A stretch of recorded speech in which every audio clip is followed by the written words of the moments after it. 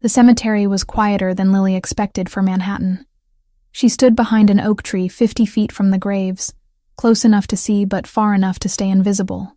5 days in New York, and this was the first time she had worked up the courage to come here. Her hands shook inside the pockets of her jacket. November wind cut through the thin fabric, but she barely felt it. All her attention focused on the man in the black suit, kneeling in front of 2 headstones. Anthony Ricchetti, her father. He looked older than the photo she had found online. Gray streaked through his dark hair at the temples, silver against black. His shoulders curved forward as he placed white flowers on each grave. Margaritas. Lily recognized them from blurry memories that felt more like dreams than reality. He was crying, not hiding it, not trying to stop. Just letting tears fall onto expensive suit pants, while 4 men in dark clothes stood at respectful distances. Security, probably. The kind of security that came with being a Mafia boss. Lily pressed her back against the rough bark of the tree. Her chest tightened watching him touch the smaller headstone, the one with her name carved into granite, Lily Marie Ricchetti. Beloved daughter. Gone too soon. She was supposed to be dead. Had been dead for 9 years according to official records. The car accident that never really happened. The bodies they never found, because those bodies were living in Tijuana, while everyone searched the Hudson River for corpses that did not exist. Her mother had orchestrated everything. Rachel Ricchetti, who spent 9 years telling Lily that the man now sobbing over an empty grave was a monster. Violent. Dangerous. Someone they had to escape from or die trying. But monsters did not cry like that. Monsters did not visit graves every single day for 9 years. Lily had been watching for 3 days now, and Anthony came every morning at exactly 7:30, regardless of weather. He spoke to the graves. Lily could not hear the words from this distance, but she saw his lips moving, saw him trace fingers over the engraved names, saw him stay long past when most people would have left. The memory hit her without warning. Being 6 years old, her mother picking her up from school with wild eyes and frantic energy. "We are going on an adventure," Rachel had said. "Do not tell anyone. It is a surprise for your father." Lily had believed her, had climbed into the car excited for whatever surprise awaited, had not understood when they drove straight out of the city without stopping, had not known that she would not see her father again for nearly a decade. The staged accident came 3 days later. Rachel had help, someone Lily never saw clearly. They abandoned the car near the river with enough evidence to suggest it had gone in. Rachel cut and dyed Lily's hair in a gas station bathroom. They crossed into Mexico using fake documents that Rachel had somehow obtained. Tijuana became home. A small apartment with peeling paint and a bathroom that never got hot water. Rachel worked cash jobs, cleaning houses and waiting tables. Lily went to public school and learned Spanish faster than English. They moved every year, sometimes more often. Rachel never explained why they ran. Just said over and over that Anthony was dangerous, that he would hurt them if they went back, that this life was better than the alternative. Lily had believed her. What else could a child do? Then came the cancer. Aggressive, spreading fast. Rachel refused real treatment. Too expensive and too likely to put them in the system where Anthony might find them. She tried natural remedies and prayer, neither of which stopped the disease from eating her alive. In the final weeks, drugged on pain medication and facing the reality of death, Rachel confessed everything. "I lied about him," she whispered from the hospital bed in the charity ward. Her voice barely carried over the beeping machines. "Your father never hit me, never threatened us. I left because I was angry, because the divorce was not enough.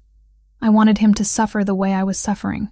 Lily had sat frozen in the plastic chair, not believing what she heard. "I wanted custody. He was going to get it because of his lawyers, his money, his connections. So I took you instead. Made him think you were dead so he would never look." Rachel coughed, blood speckling her lips. "I thought it would make me feel better. It did not.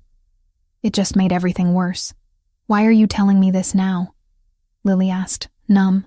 "Because you should know the truth. Because you deserve to know your father was not the monster I said he was." Rachel reached for Lily's hand with fingers like bird bones. "He is dangerous. That part is true. He runs the organization his father built. But he loved you. Loved you more than anything. Rachel died 2 days later. Lily was 15, alone in a foreign country with barely enough money for a bus ticket north. She cremated her mother using the last of their savings and sat with the ashes in the apartment for a week, trying to decide what to do. The truth had shattered everything she thought she knew. Her entire childhood built on a lie. 9 years stolen because one person could not handle anger and rejection like an adult. Lily made the decision alone. She would go back. She would find her father. She would see if the man Rachel described in those final confessions was real or just another version of the lies. She used the emergency money Rachel had hidden in a coffee can. Money Lily had not known existed until she found the note after the funeral. She forged documents claiming she was 18, hitchhiked to the border, and crossed using a fake name. Lily Mitchell. Common, forgettable. New York felt like another planet. Too big, too fast, too loud. Everything cost money she did not have. She slept in a youth shelter the first 2 nights, terrified someone would ask too many questions.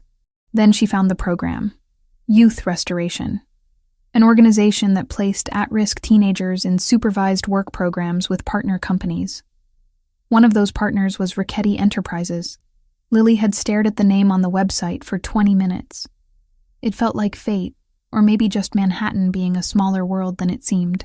She applied using her fake identity, said she was an orphan, had run from an abusive foster situation in Boston, needed a fresh start. The lies came easier than they should have, but 9 years with Rachel had taught Lily how to survive by hiding truth. The interview was with a woman named Samantha Wells. Red hair, kind eyes, questions that probed without feeling invasive. "Why New York?" Samantha asked, pen poised over application paperwork. "Because no one knows me here," Lily answered. It was the most honest thing she said during the entire conversation. Samantha studied her for a long moment. Then she signed the approval form. "You start Monday. Do not make me regret giving you this chance." Lily nodded, throat tight. "I will not." That had been 5 days ago. Since then, Lily had been gathering courage to do what she came here for. To see Anthony Richetti. To understand who he really was before revealing herself, because the fear lingered. What if Rachel was right about some of it? What if he was dangerous? What if returning from the dead after 9 years made him angry instead of happy? So Lily watched, and what she saw broke something inside her chest that had already been fractured by too many revelations. Anthony stood now, brushing dirt from his knees. He said something to the graves that Lily still could not hear. Then he turned and walked toward the black SUV waiting by the cemetery entrance.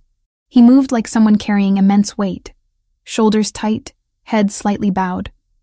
The security detail fell into formation around him, professional and alert. Lily waited until the SUV pulled away before stepping out from behind the tree. Her legs felt unsteady as she approached the graves. She stood where her father had been kneeling moments before. The flowers he left were fresh, white petals perfect against gray stone. Her own headstone stared back at her. The dates wrong, the death a fiction, but the grief etched into every letter completely real. "I am sorry," Lily whispered to the name carved in granite. Sorry for being alive when he thought she was dead. Sorry for the 9 years of pain. Sorry for everything Rachel had done using Lily as a weapon. She touched the cold stone, fingers tracing her own name. Tomorrow she would start work at Richetti Enterprises. Tomorrow she would be in the same building as Anthony, breathing the same air, existing in the same space for the first time in 9 years that he would remember, and she still had no idea what she would say when the moment came to stop being invisible. The wind picked up, scattering dead leaves across the perfectly maintained cemetery lawn. Lily pulled her jacket tighter and forced herself to walk away from the grave. She had a shelter curfew to make, and missing it would raise questions she could not afford to answer. On the subway back to the shelter, crushed between commuters, Lily pulled out the photo she kept folded in her pocket, the only one she had managed to save from childhood. Her 4th birthday, Anthony holding her on his shoulders while she laughed at something off camera. He looked happy, young, unburdened. She wondered if he ever smiled anymore, if 9 years of grief had killed that part of him completely. Monday morning came too fast. Lily stood outside the Richetti Enterprises building at 6:45, staring up at 18 floors of glass and steel. Somewhere in there, Anthony was probably already working, planning whatever Mafia bosses planned, living the life that Rachel had tried to steal Lily from. Samantha met her in the lobby at 7 sharp. "Ready?" she asked, professional smile in place. Lily nodded, not trusting her voice. The elevator ride felt eternal. They got off on the 15th floor, administrative offices. Clean, modern, intimidating in its perfection. "You will be working in filing and cleaning," Samantha explained as they walked through the space. "Keeping the records organized, maintaining the offices. Simple work, but important." "Understood." Samantha stopped outside a door marked Archive. "Few rules. Do not interact with senior executives unless spoken to first. Do not ask questions about business matters. Stay focused on your assigned tasks. Can you do that?" "Yes." "Good." Samantha handed her a key card. "Your shift is 7 to 3, Monday through Friday. Any problems? You come directly to me." Lily took the card, feeling the weight of plastic and lies in her palm. "Thank you for this opportunity." Samantha's expression softened slightly. "Everyone deserves a second chance. Do not waste yours." Then she was gone, heels clicking away down the corridor, leaving Lily alone with a filing system and the knowledge that her father was somewhere in this building above her head. The first day passed in a blur of learning systems and avoiding eye contact. The second day felt slightly easier. By the third day, Lily had established a rhythm. She could almost forget why she was really here, until she found the photo. It was in an old file box, mixed in with corporate documents from 15 years ago. A candid shot of Anthony, Rachel, and baby Lily at some company event. Anthony held infant Lily against his chest, while Rachel smiled at the camera. They looked happy. They looked like a real family. Lily's hands shook holding the photograph. This was what Rachel destroyed. This was what 9 years of lies had cost. She was still staring at the photo when footsteps approached from behind. "That needs to be filed in personnel archives." The voice froze every muscle in Lily's body. Deep, controlled, carrying authority without volume. She turned slowly. Anthony Richetti stood 6 feet away, close enough that she could see the gray in his hair, the lines around his eyes, the wedding ring he still wore despite Rachel being gone. His eyes locked on hers. Dark brown, intense, seeing everything. "What is your name?" he asked. Lily's throat closed. Seconds stretched into hours. She forced words past paralyzed vocal cords. "Lily Mitchell." Anthony went absolutely still. The color drained from his face in real time. His eyes, which had been professional and distant, suddenly focused on hers with terrible intensity. Green eyes. The same shade as Rachel's. The same shade his daughter had inherited. His mouth opened. No sound came out. He stared at her like seeing a ghost. Or maybe something worse than a ghost. Then he turned and walked away without another word, hands visibly trembling at his sides. Lily stood alone in the archive room, heart hammering, the photograph still clutched in her shaking fingers.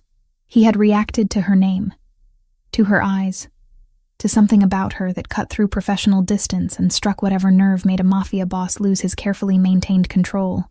This was real now. She was not watching from a cemetery anymore.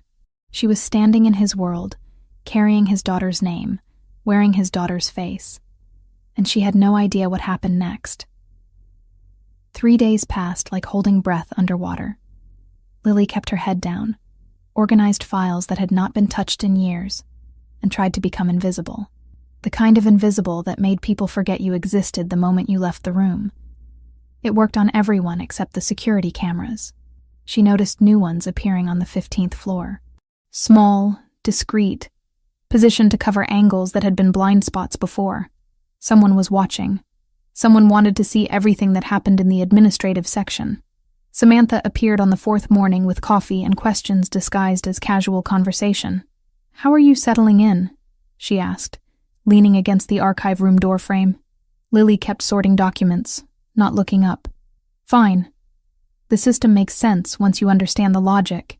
Any issues with the other staff? I have not really talked to anyone." "That's probably smart." Samantha sipped her coffee, eyes assessing. You are doing good work. Better than the last 3 people we placed here. Thank you. Silence stretched between them. Lily could feel Samantha studying her, trying to figure out what did not quite add up. The background story was solid, but something in Lily's behavior must have triggered curiosity. Mr. Ricchetti mentioned you, Samantha said finally. Lily's hands stilled on the file folder. He did? Asked me to keep an eye on you. Make sure you are adjusting properly. Samantha's tone stayed neutral, but question marks hid beneath the words. He does not usually take personal interest in program participants. Maybe he is just thorough. Maybe. Samantha pushed off the doorframe. Or maybe you remind him of someone. The comment landed like a physical blow. Lily forced herself to keep breathing normally, to not react in any visible way. I have a common face, she managed. Your eyes are very distinctive. Samantha studied her for another moment. Green like that is rare. Lily had nothing to say that would not reveal too much. She stayed quiet, pretending to focus on alphabetizing files that were already in perfect order. Samantha left without pushing further, but the interaction rattled Lily for the rest of the day. She was being noticed, being watched, being discussed between Samantha and Anthony in conversations Lily was not part of. The pattern continued. Security presence increased subtly. Cameras multiplied. And Lily caught glimpses of Anthony more often than seemed coincidental for someone who supposedly never left the penthouse floors. He would appear on 15, speak briefly with department heads, then leave, but his eyes always found her, always held a second too long before he forced himself to look away. It was terrifying and heartbreaking in equal measure. He clearly sensed something, but could not identify what. The coincidence of her name combined with her appearance created cognitive dissonance he was trying to logic away. Dead daughters did not return, especially not 9 years later working as file clerks. On the 7th day, Lily stayed late. Most staff left by 4, leaving the 15th floor quiet except for the hum of ventilation systems. She wandered the corridors, mapping the space, looking for pieces of her father's life that might help her understand who he had become. That was when she found it. A door at the end of the east corridor marked simply, storage. It had a basic padlock, the kind that looked secure but was not, if you knew what you were doing. Lily glanced at the nearest camera. It pointed toward the main hallway, not this dead-end section. Blind spot.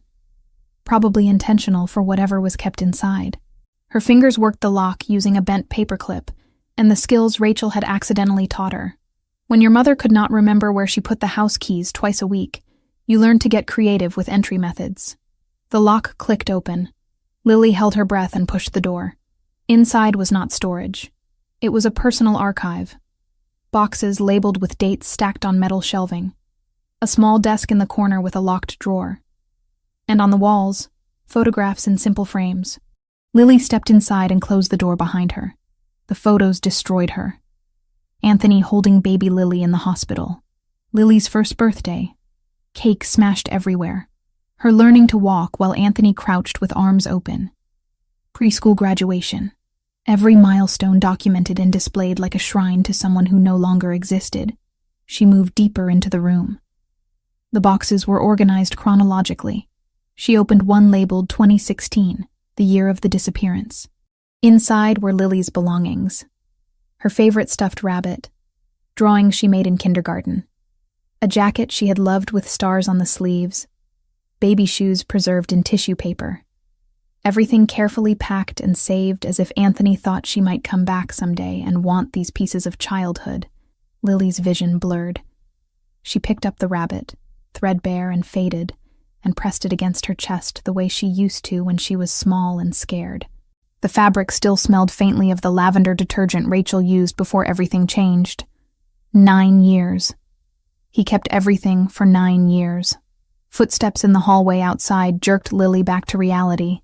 She quickly returned the rabbit to the box, closed it, and moved toward the door. The footsteps passed without slowing. Security making rounds. She should leave. Should get out before someone noticed the unlocked door. But one more box caught her attention. Labeled simply, Rachel. Lily opened it. Letters. Dozens of them. Written in Anthony's handwriting, never sent. All addressed to Rachel, dated after the accident. Lily pulled one out and read, "I know you are gone. I know you are not reading this. But I need to tell you that I am sorry. Sorry for working too much. Sorry for not fighting harder to fix us. Sorry that our daughter will never know how much I loved her. I failed you both. I will carry that until the day I die." Lily read another, and another, each one a confession of grief, regret, love that had nowhere to go. Anthony had written to his dead wife for years, processing pain the only way he knew how. The last letter was dated 3 months ago. "I met someone today, just in passing. She coordinates a youth program we partner with. Red hair, kind eyes. I felt something when she smiled. Guilt, mostly. Guilt that I could feel anything at all when you and Lily are gone. I do not know if I am allowed to be human again. I do not know if I want to be." Samantha. He was talking about Samantha. Lily carefully returned the letters to the box and closed the lid. Her hands shook. Her father was beginning to heal, to feel again, and she was about to explode back into his life and shatter whatever fragile piece he had built. She left the room, locked it behind her, and walked quickly toward the elevators. The building felt too small suddenly, walls pressing in. Outside, cold air hit her face. Lily walked without destination, letting her feet carry her through Manhattan streets while her mind spun. What was she doing? What did she think would happen? She had imagined confrontation, answers, maybe even reunion, but watching her father grieve, seeing the depth of what Rachel's lie had cost him, made everything feel impossibly complicated. Revealing herself could heal him, or it could break him completely. Lily was so lost in thought she almost missed the black SUV pulling up beside her. The window rolled down smoothly. "Miss Mitchell." She stopped, heart jumping. A man in a dark suit sat in the back seat. Not Anthony. Someone else, older, with sharp eyes and a face that suggested violence lived close beneath the surface. "Mr. Ricchetti would like to speak with you." "Now?" Lily's voice came out smaller than she intended. Now. It was not a request. Lily understood enough about this world to know that refusing would create problems she could not handle. She got into the SUV. The drive took 15 minutes. They went to a building in a different part of the city, upscale but not corporate. Residential maybe, or something pretending to be. The man, who was not Anthony, led her to a penthouse on the top floor. The door opened into a space that screamed wealth without trying. Floor-to-ceiling windows showing the city skyline, furniture that looked expensive because it was, art on the walls that might have been originals. Anthony stood near the windows, back to the door. He did not turn when Lily entered. "Leave us," he said to the man who brought her. The door closed. Lily and Anthony were alone. Silence stretched. Lily's pulse hammered in her ears. "Do you know who I am?" Anthony asked, still not turning. "Yes. Do you know what I do?" "I have an idea." "Then you understand that I could make you disappear, that no one would ask questions, that there would be no consequences." Terror spiked through Lily's nervous system, but underneath it, something else. Curiosity about whether he actually would. "I understand," she managed. Anthony finally turned. His face was unreadable, controlled in a way that felt dangerous. "Why did Samantha Wells place you in my building?" "It was random assignment, part of the program." "I do not believe in random." He moved closer, each step measured. "You show up out of nowhere with a name that makes me feel like I am losing my mind, and I am supposed to think it is coincidence?" Lily held his gaze even though every instinct screamed to look away. "My name is common. I did not choose it to hurt you." That was true. She had chosen it because it was her name, the one thing she refused to change even when everything else was a lie. "Your eyes," Anthony said quietly, stopping a few feet away. "They are the exact shade of green my daughter had. I am sorry. I cannot change my eyes." "No." His jaw tightened. "You cannot." Another silence. Anthony studied her face like a puzzle he could not solve. "How old are you?" 18. The lie felt heavy. "You look younger." "I have always looked young for my age." Anthony's eyes narrowed. He did not believe her. Did not believe anything she was saying, but he also had no evidence to contradict her beyond instinct and coincidence. Samantha says you are doing good work, he said finally. I try to be useful. Why? The question caught her off guard. Why what? Why do you try? Most kids in your situation do the minimum. You go beyond. You stay late. You fix problems no one asked you to fix. Why? Because I need to understand you. Because I need to know if coming back was the right choice. Because I am terrified, and this is the only control I have.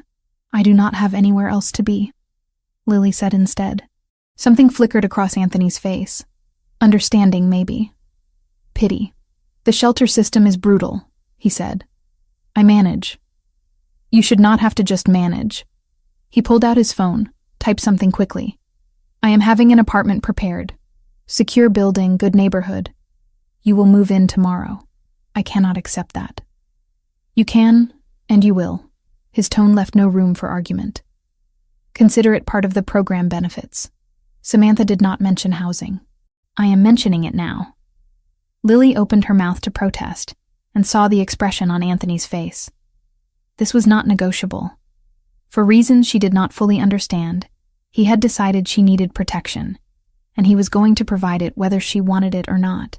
Thank you, she whispered. Anthony nodded once. A car will pick you up from the shelter tomorrow at 8. Bring whatever you have. Everything else will be provided. Why are you doing this? The question hung between them. Anthony looked at her for a long moment, something broken and desperate moving behind his carefully controlled expression. Because no child should have to survive alone. The car took Lily back to the shelter in silence. She lay awake that night staring at the ceiling, replaying every word of the conversation. He was helping her, protecting her, responding to her existence with generosity instead of suspicion, and he had absolutely no idea who she really was.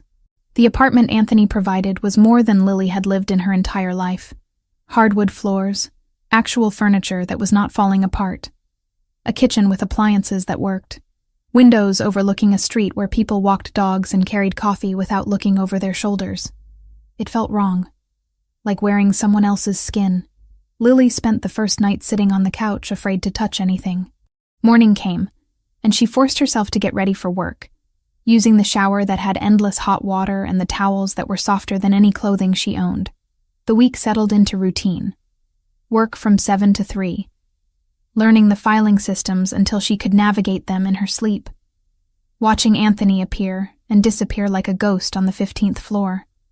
Never speaking directly to her, but always aware of exactly where she was. The locked room called to her. Lily had left it alone after that first intrusion, worried that pushing boundaries would trigger consequences. But the memory of those boxes, those photographs, those pieces of childhood she barely remembered, pulled at her constantly. On Friday evening, after everyone left, Lily stood outside the storage room door. The building was quiet, except for the soft hum of electronics.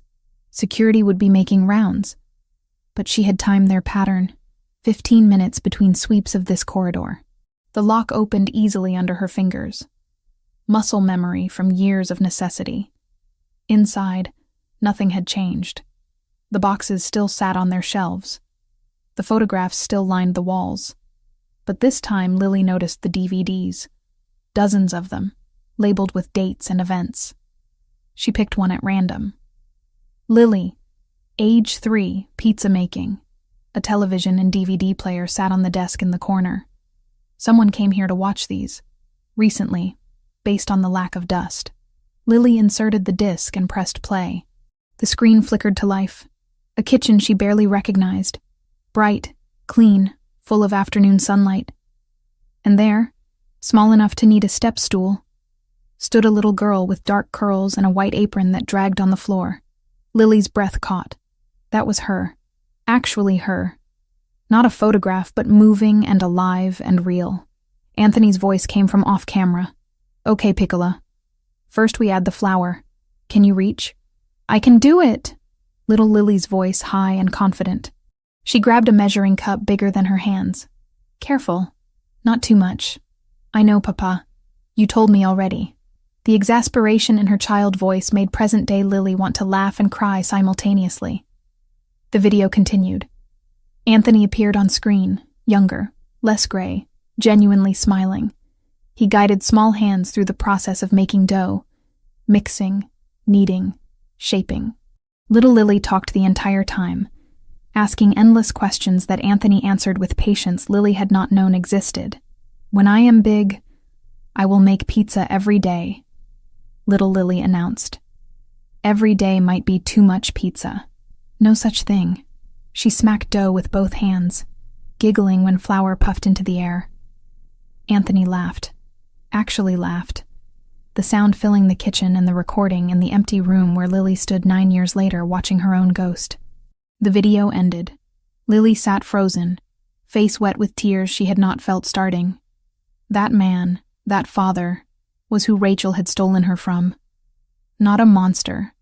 Not someone dangerous to his own child. Just a dad teaching his daughter to make pizza on a Saturday afternoon. Lily loaded another disc. Birthday party, age 5. The whole thing captured on video. Anthony carrying her on his shoulders while she shrieked with joy. Rachel smiling genuinely before whatever darkness took root in her mind. Cake, presents, family members Lily did not recognize. She watched video after video, each one a piece of the childhood Rachel had erased. Each one proof that the lie had been complete and deliberate. Hours passed without Lily noticing. She was so absorbed in the screen that she did not hear the change in the building's ambient sound. Did not register that someone was accessing security footage in real time. 3 floors up, Anthony sat in his private office staring at a monitor showing the storage room. He had known the moment Lily entered. The alert came directly to his phone, same as last time. But watching her watch those videos, seeing her face illuminated by memories she should not have access to, broke something in his chest that had already been cracked for years. She cried, openly, desperately, touching the screen when the child version of herself appeared, like she recognized something she had lost. Anthony picked up his phone to call security, to have her removed, questioned, possibly arrested for repeated breaking and entering. His finger hovered over the contact.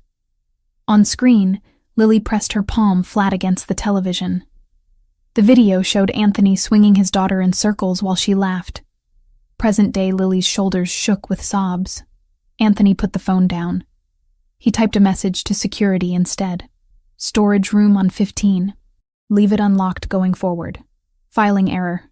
The response came immediately. Understood, sir. Anthony turned off the monitor. He did not want to watch anymore.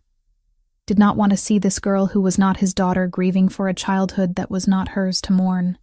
Except something about the way she touched that screen, the way she whispered words he could not hear, made his certainty waver. He pushed the thought away violently. His daughter was dead. 9 years dead.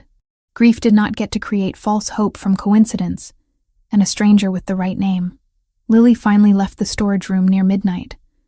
She returned to the apartment Anthony provided and lay awake until dawn, processing everything she had seen.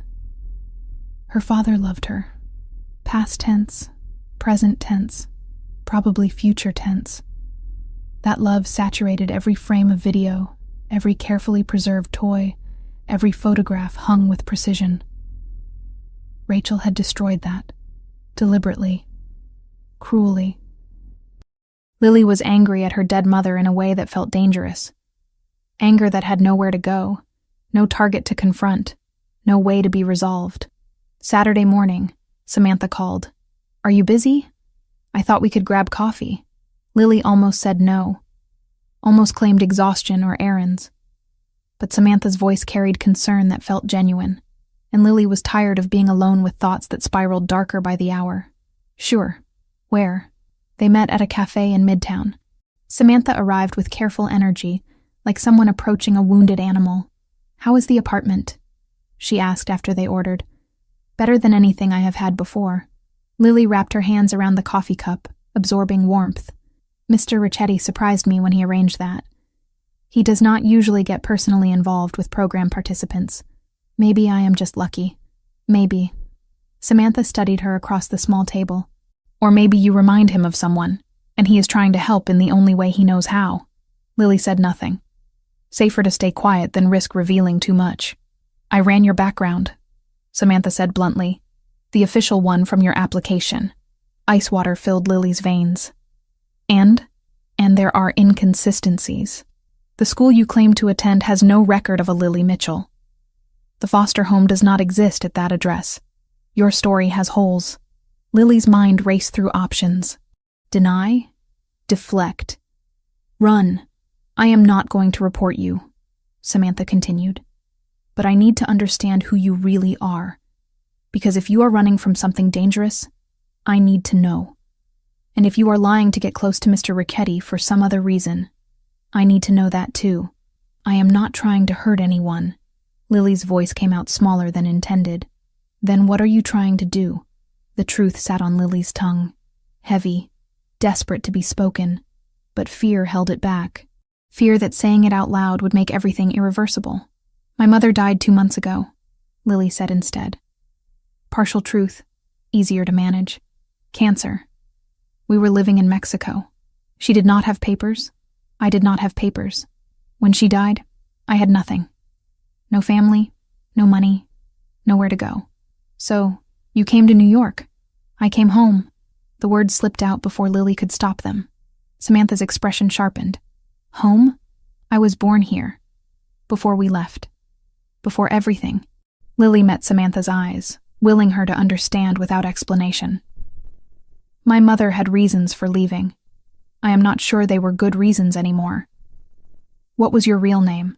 Before Lily Mitchell? I cannot tell you that. Cannot or will not? Both. Samantha leaned back, processing. You are not 18. No. How old? 15. Samantha closed her eyes briefly. Christ.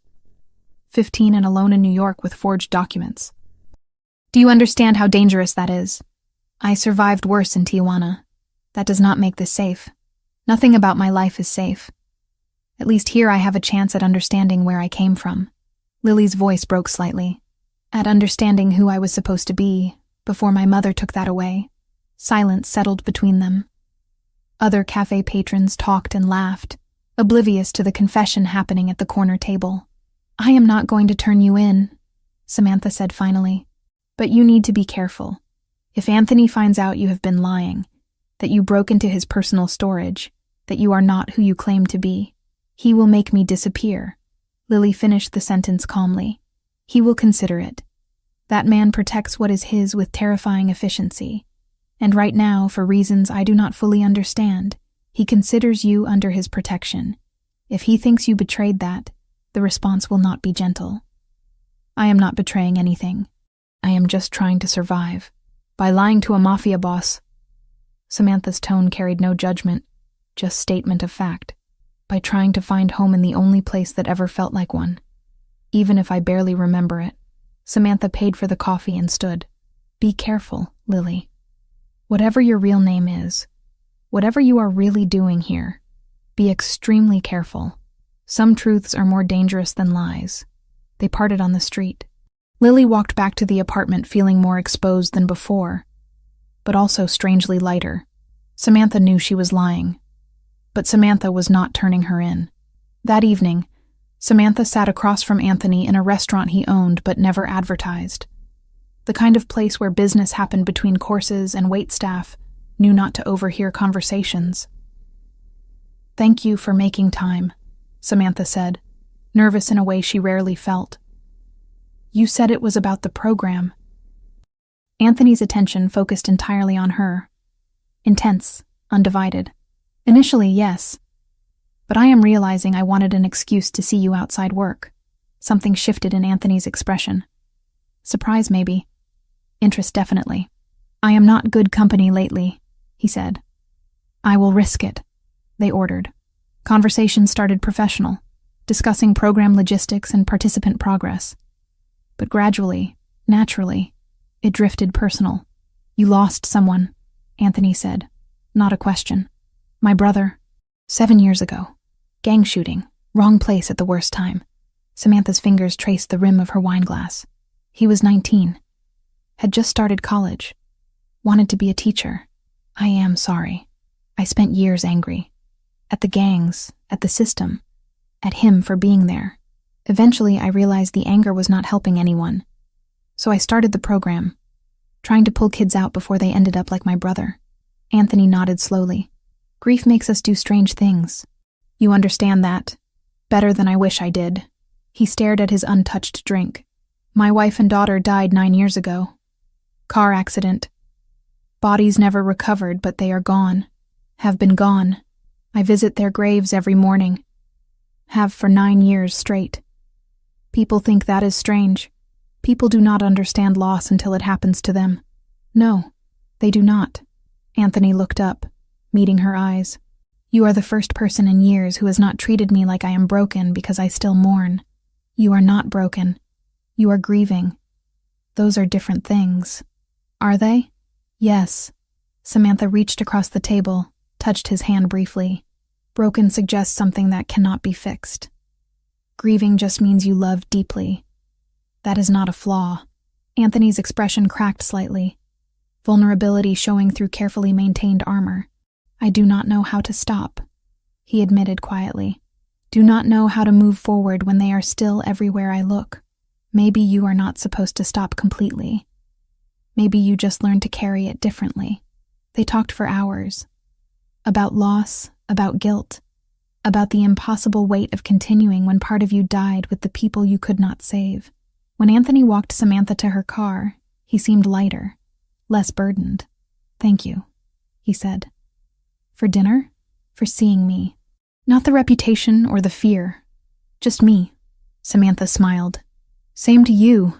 She drove away feeling the beginning of something she had not expected. Connection with someone who understood darkness without being consumed by it. Anthony returned to his penthouse and stood at the windows overlooking the city. For the first time in 9 years, the thought of tomorrow did not feel entirely like punishment. Somewhere across Manhattan, Lily lay in an apartment she did not deserve, thinking about videos of a father who loved her and a mother who destroyed everything for reasons that would never make sense. 3 people, 3 different perspectives, orbiting the same truth that none of them could see yet. 10 days into working at Richetti Enterprises, Lily had almost convinced herself that she could maintain the careful balance indefinitely. Keep her head down, do her job, observe Anthony from a safe distance while deciding how and when to reveal the truth. That illusion shattered on a Tuesday afternoon. Samantha had hired a private investigator the week before. Not through official channels, just a quiet inquiry into the background of Lily Mitchell.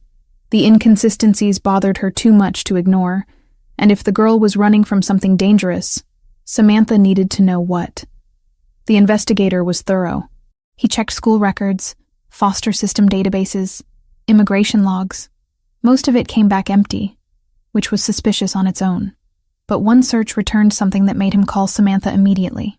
I found a Rachel Richetti in the immigration records, he said. Crossed from Mexico into Texas 5 days before your Lily Mitchell showed up in New York. Had a minor dependent with her.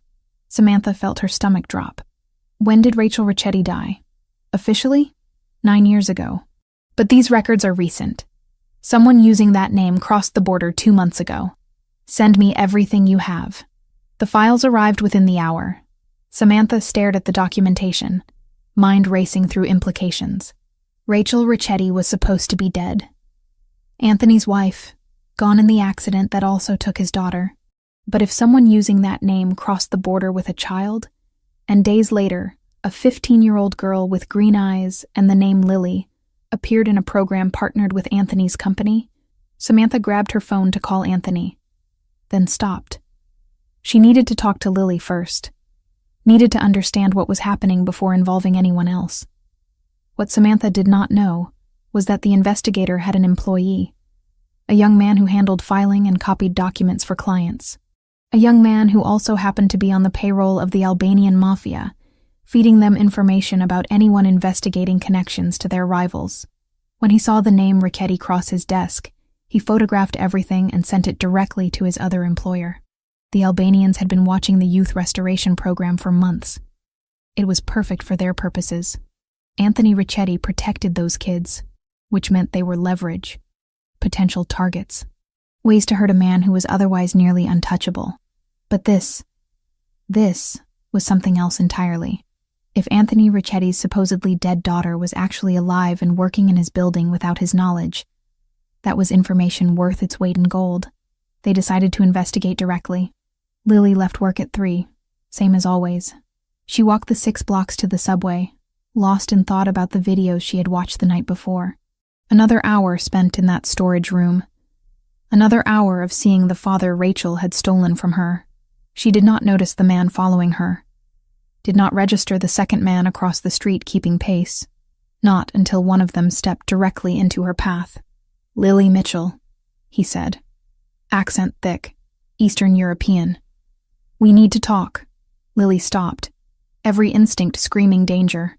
"I do not know you, but we know you. Know your real name, too. Lily Ricchetti." He smiled without warmth. "Or should we call you the girl who came back from the dead?" Terror spiked through her. "I do not know what you are talking about." "No?" The second man appeared beside her, boxing her in.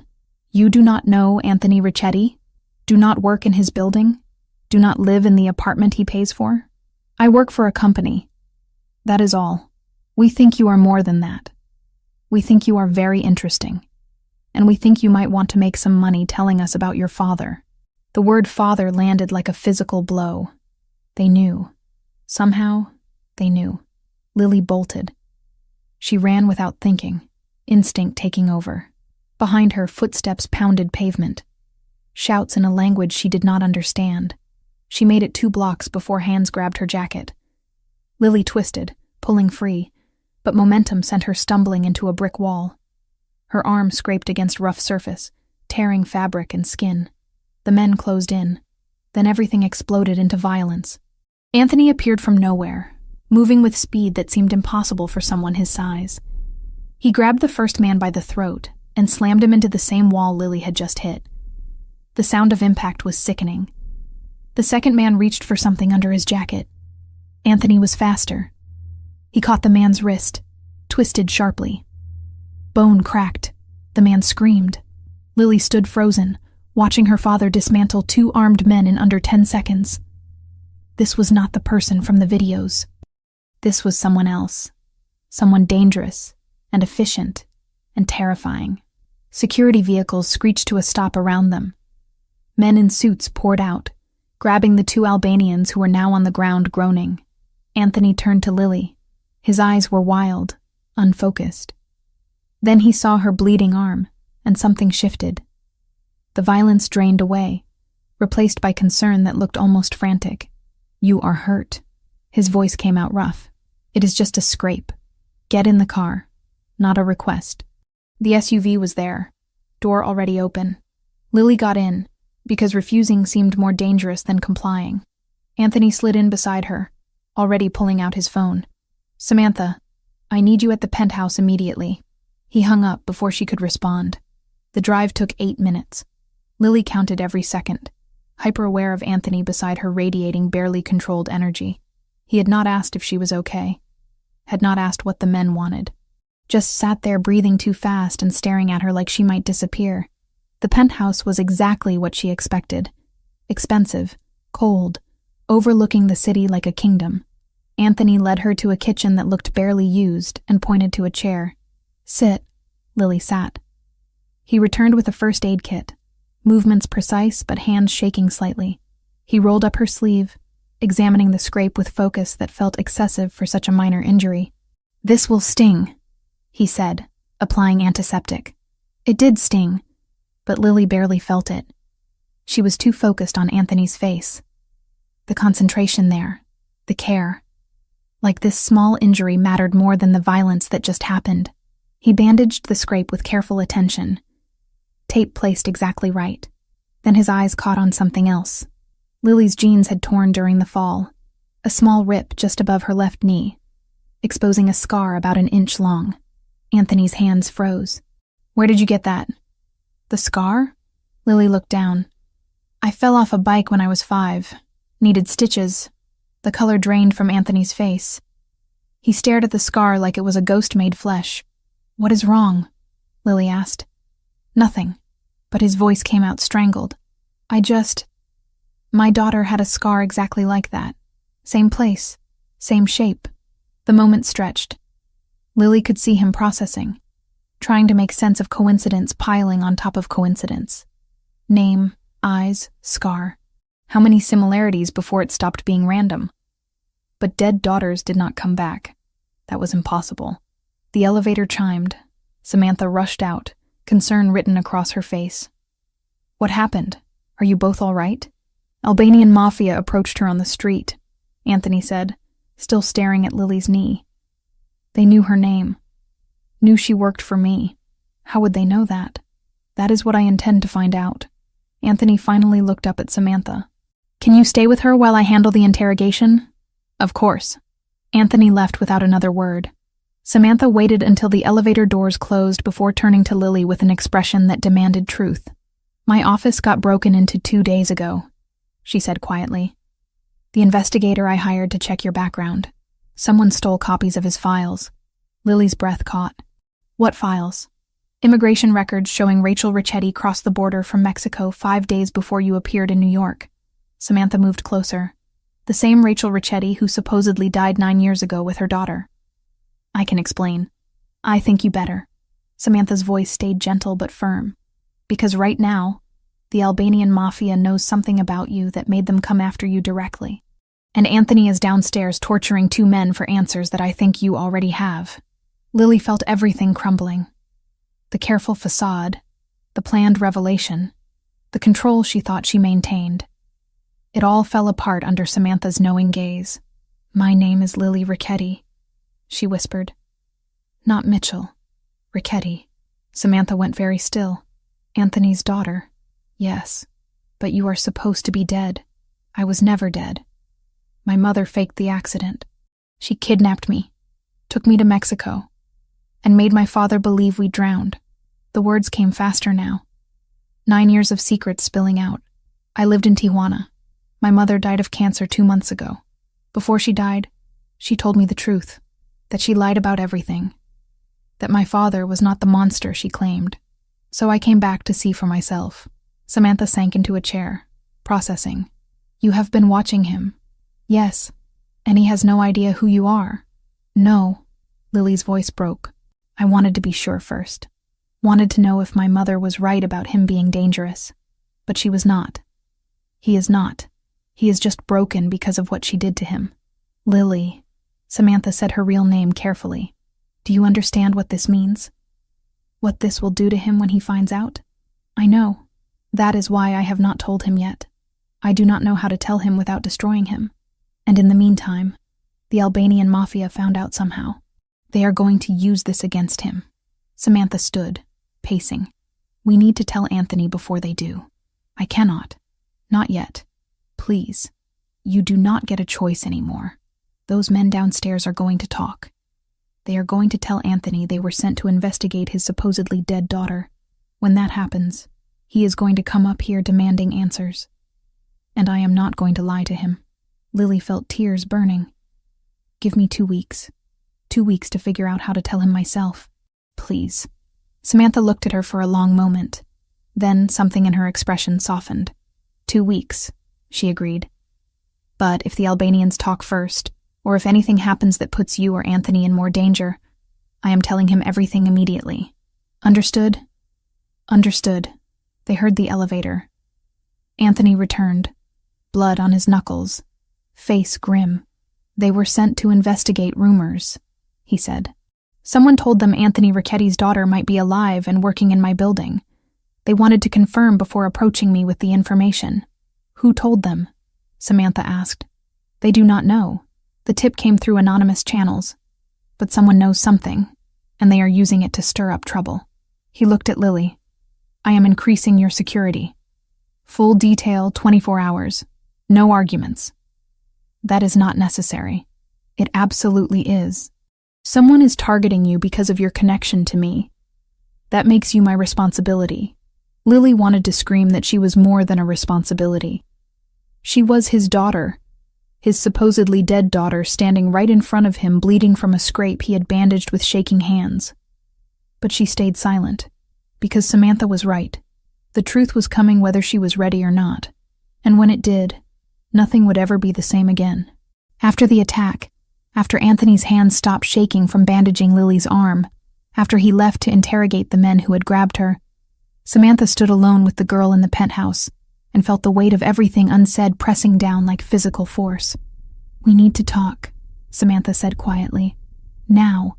Lily nodded, face pale. She looked younger than 15 in that moment. Looked like exactly what she was, a child playing a dangerous game with rules she did not fully understand. "I have evidence," Samantha continued, voice measured but firm. "Immigration records showing Rachel Ricchetti crossed from Mexico 5 days before you appeared. The investigator I hired found them before someone broke into his office and stole copies." Lily's breath hitched. "The Albanians. Probably. Which means they know something or suspect something, and that makes you a liability Anthony cannot afford." Samantha moved closer. "So I'm going to ask you one time, and you are going to tell me the truth. Who are you really?" The question hung between them. Lily's eyes filled with tears she had been holding back for weeks. "My name is Lily Ricchetti," she whispered. "Not Mitchell. Ricchetti."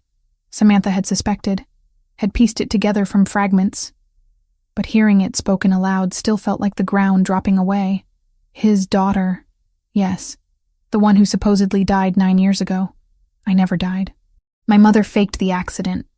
She took me to Mexico and told me he was dangerous, that he would hurt us if we came back. I believed her until she died of cancer 2 months ago and confessed it was all lies. The words spilled out faster now, desperate. She said he loved me, that she did this out of anger, not fear. So I came back to see if it was true. Samantha sank into the nearest chair, processing. 9 years.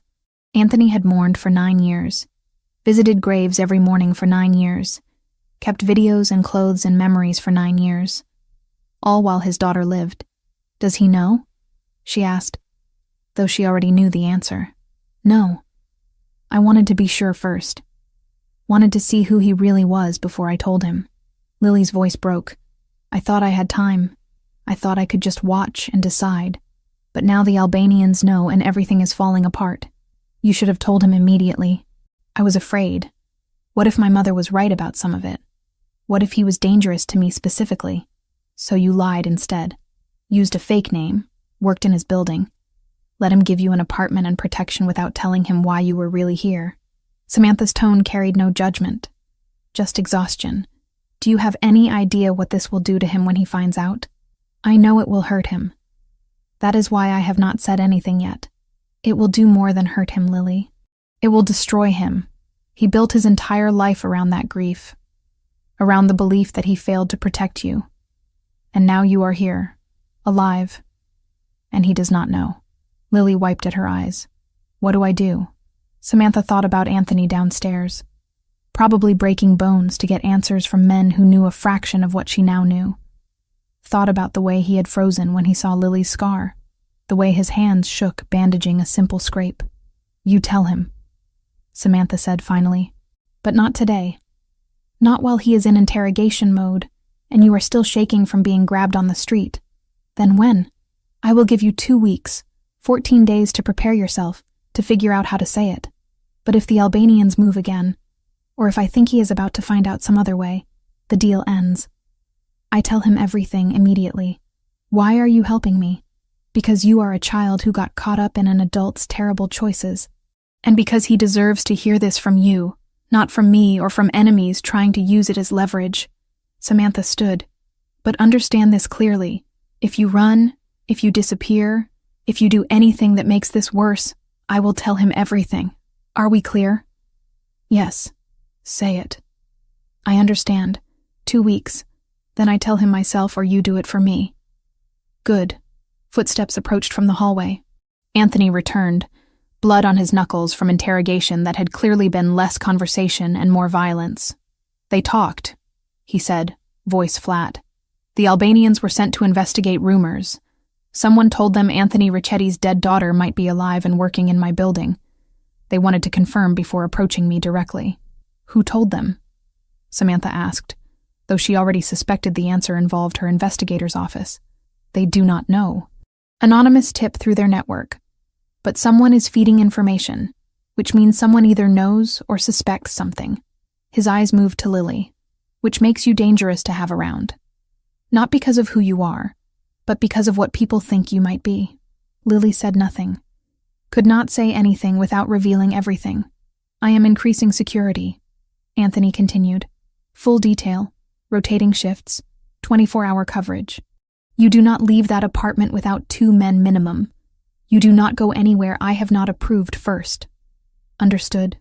That is not necessary, Lily protested weakly. It absolutely is. Someone grabbed you on my watch. That does not happen twice. His tone left no room for argument. You are under my protection now. That means something in this world. After he dismissed them, Samantha drove Lily back to the apartment in heavy silence. Only when they were alone in the car did she speak again. He is going to figure it out eventually, she said. The coincidences are piling up too high. Name, eyes, scar. How long before he stops explaining it away as grief playing tricks? I know. Lily stared out the window at the city passing by. I will tell him. I just need time to find the right words. There are no right words for this. But you better find something close. The next days rearranged themselves around that promise. Anthony moved fast. Within 24 hours, he had neutralized the immediate Albanian threat through methods Samantha chose not to ask about. The 2 men who grabbed Lily disappeared into the system. Word went out through channels that touching anyone connected to the youth restoration program meant war. The Albanians backed off. Not permanently, but enough to create breathing room. Anthony made it clear he would trade territory, money, access, whatever it took to keep his protected people safe. It was more than most bosses would offer. It was also more than made logical sense for a girl he barely knew. But Anthony did not operate on logic where Lily was concerned. Something about her bypassed rational thought and went straight to instinct. Protect, guard, keep safe. He could not explain it. Did not try. Just accepted that this was how things were now. Security became Lily's constant shadow. 2 men, always. They did not speak unless necessary. Did not ask questions. Just existed as silent barriers between her and the world. At work, they stood outside the archive room. On the subway, they sat 2 seats away. Outside her apartment at night, they took shifts in the hallway. Lily hated it and needed it at the same time. In between the security and the fear, something else happened. Anthony started pulling her into his orbit more deliberately. It started small. Checking in during lunch to make sure she had eaten. Asking about her day when their paths crossed in the building. Small gestures that felt oversized coming from someone like him. Then it escalated. I am having dinner with Samantha tonight, he told Lily one afternoon. You should join us. That is not necessary, she said automatically. I am not asking if it is necessary. I am telling you that I want you there. She went because refusing felt impossible. The restaurant was quieter than she expected. Private room, single table, candles that made everything feel intimate rather than formal. Anthony was already there when they arrived, reading something on his phone. He looked up as they entered. His expression softened in a way Lily had only seen in the videos. Sit, he said. Both of you. Dinner became a pattern over the following 2 weeks. Sometimes it was the 3 of them. Sometimes just Anthony and Samantha while Lily stayed behind. Aware that something was building between them that had nothing to do with her, she watched them carefully during those shared meals. Watched the way Anthony leaned toward Samantha when she spoke. The way his voice dropped into something gentler when he answered her questions. The way he smiled, actually smiled, at things she said. You are different with her, Lily observed one night when Samantha had stepped away to take a call. Anthony did not deny it. She sees me. Not the reputation or the fear. Just the person underneath all of it. That matters to you. More than I thought it would. He studied Lily across the table. You understand loss. I can see it in you. The way you hold yourself. Like you are used to things disappearing. My mother died 2 months ago, Lily said. True enough. Even if incomplete. Then you know what it costs to keep breathing after. He paused. Samantha understands that too. Her brother died young. Gang violence. She spent years trying to save other kids from the same fate. Is that why you trust her? I trust her because she does not flinch from difficult truths. And because when I talk about my daughter, she does not look at me like I am broken. The mention of his daughter made Lily's chest tighten. You still think about her, she said carefully. Every day. Every hour. His voice carried weight that years could not erase. She would be your age now. 15. I wonder what she would be like. If she would still love making terrible jokes. If she would argue with me about everything the way she did when she was 6. What happened? Lily asked, even though she knew. Needed to hear him say it. Car accident. My wife was driving. They went into the Hudson River. We never found the bodies, but the blood evidence, the timeline, everything pointed to them being gone. He exhaled slowly. I have spent 9 years wondering if they suffered. If they were afraid. If my daughter called for me while she drowned. The pain in his voice nearly broke her. Lily wanted to reach across the table and tell him right then. Tell him she had not drowned, had not suffered in that way, had been alive this entire time. But Samantha was returning, and the moment closed. Later that night, after Anthony had walked them both to their cars, Samantha pulled Lily aside. You are running out of time, she said quietly. He is starting to care about you independent of whatever instinct is telling him to protect you. When he finds out you have been lying this entire time, that care will turn to something much worse. I know. I am working on it. Work faster. The 2 weeks moved like water through cupped hands. Lily tried to write the confession a dozen times. Started letters she could not finish. Practiced speeches that sounded hollow out loud. Meanwhile, Anthony wrestled with ghosts. The scar on Lily's knee haunted him. He thought about it at night when sleep would not come. Thought about the day his daughter fell off her bike. The way she cried but refused to let go of his hand through the entire emergency room visit. 6 stitches. Small scar. Same location as the mark he had seen on this stranger who worked in his building and looked at him with eyes the exact shade of green his wife had passed to their child. He told himself it meant nothing. Coincidence existed. Scars happened. People fell. But the explanation felt thinner each time he repeated it. One night he sat in the storage room on 15, watching videos of his daughter. Paused on a frame of her face at age 4, then pulled up security footage of Lily from that morning. Side by side, they looked nothing alike. Different ages, different contexts, different lives.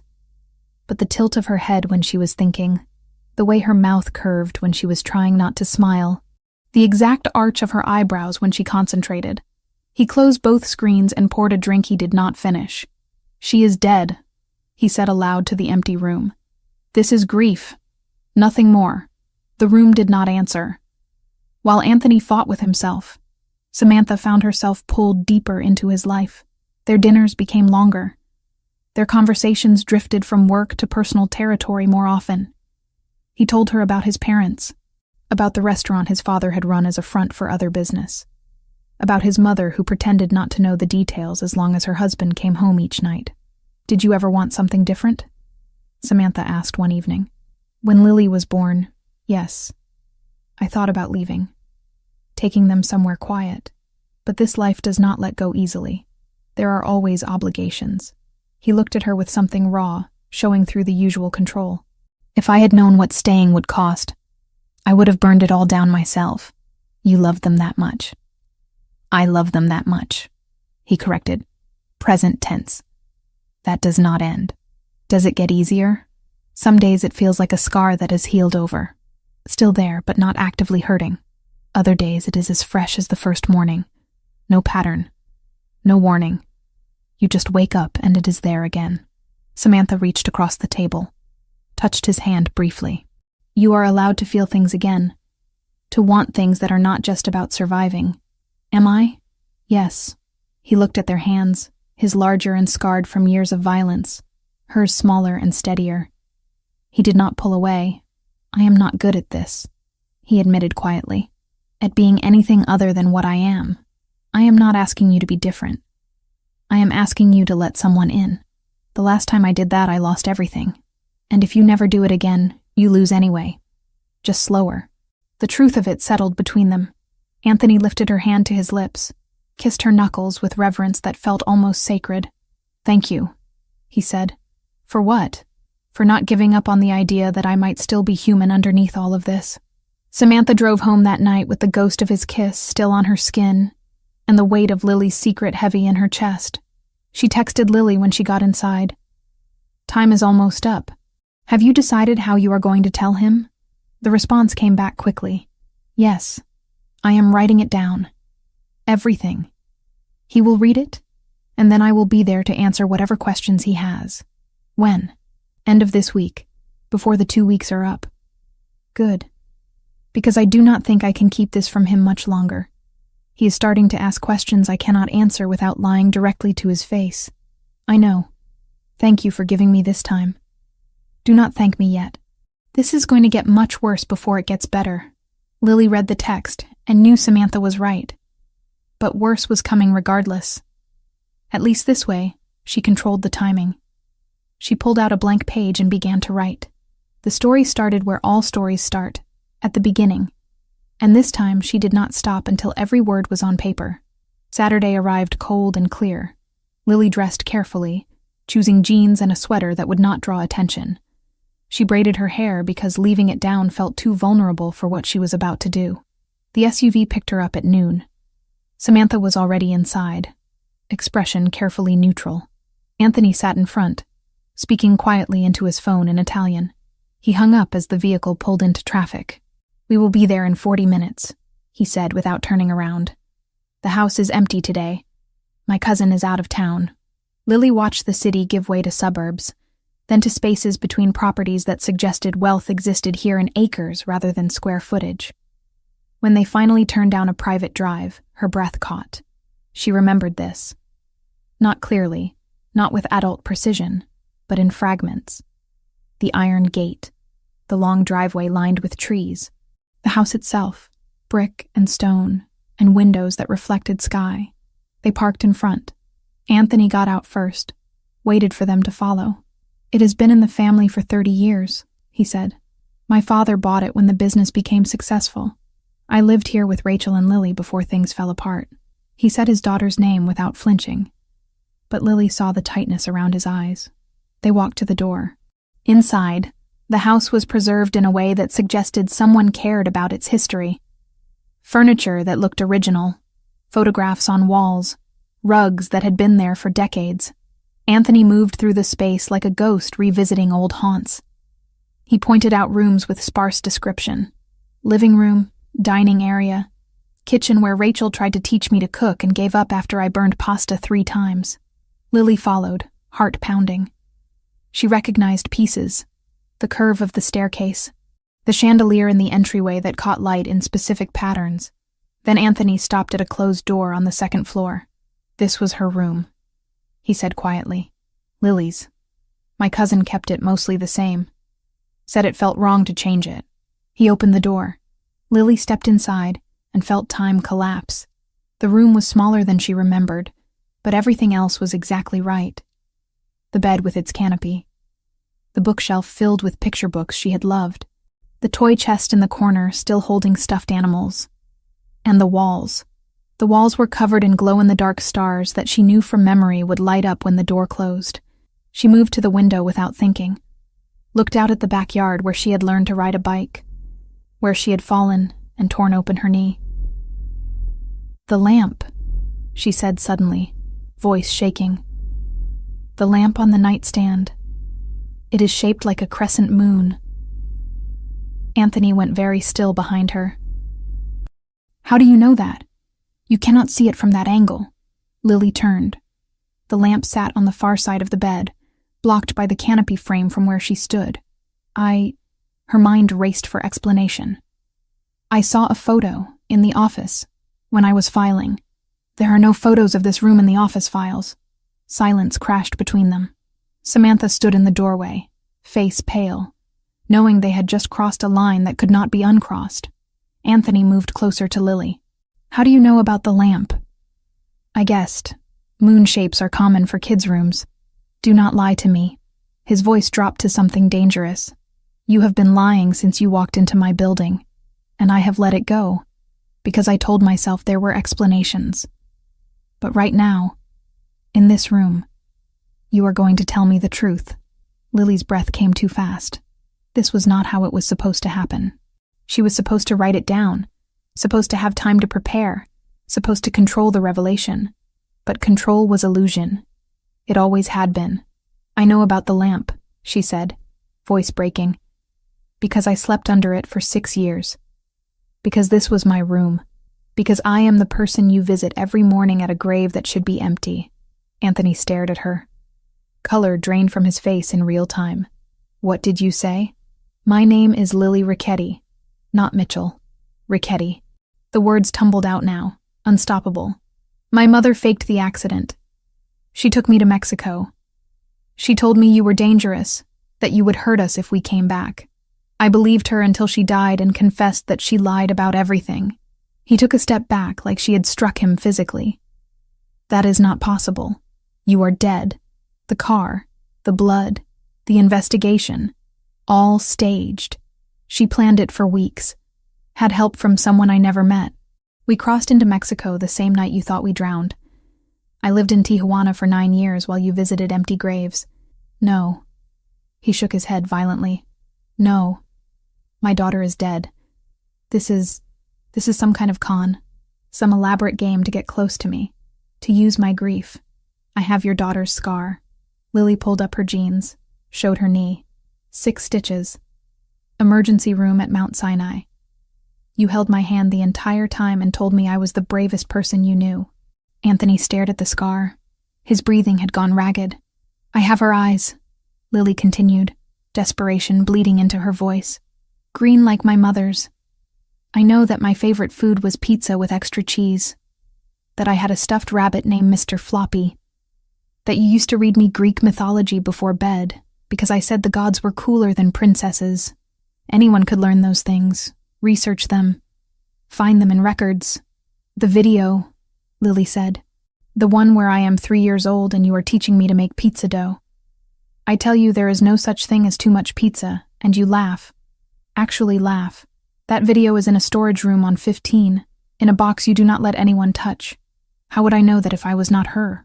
The last piece hit him like a bullet. He stumbled backward, caught himself on the doorframe. You went through my things.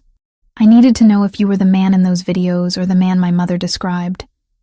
I needed to see if you had loved me or if that was a lie too. Get out! His voice came out strangled. Anthony? Samantha started. Both of you. Get out. Now. Please, Lily begged. Please let me explain. Let me tell you everything that happened. Why I came back. Why I did not tell you immediately. I said get out. The roar filled the entire house. Lily flinched. Samantha grabbed her arm, pulled her toward the stairs. We are leaving, Samantha said firmly. You call me when you are ready to hear the rest.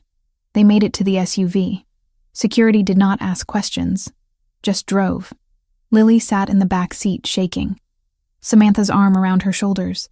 That was not how it was supposed to happen, Lily whispered.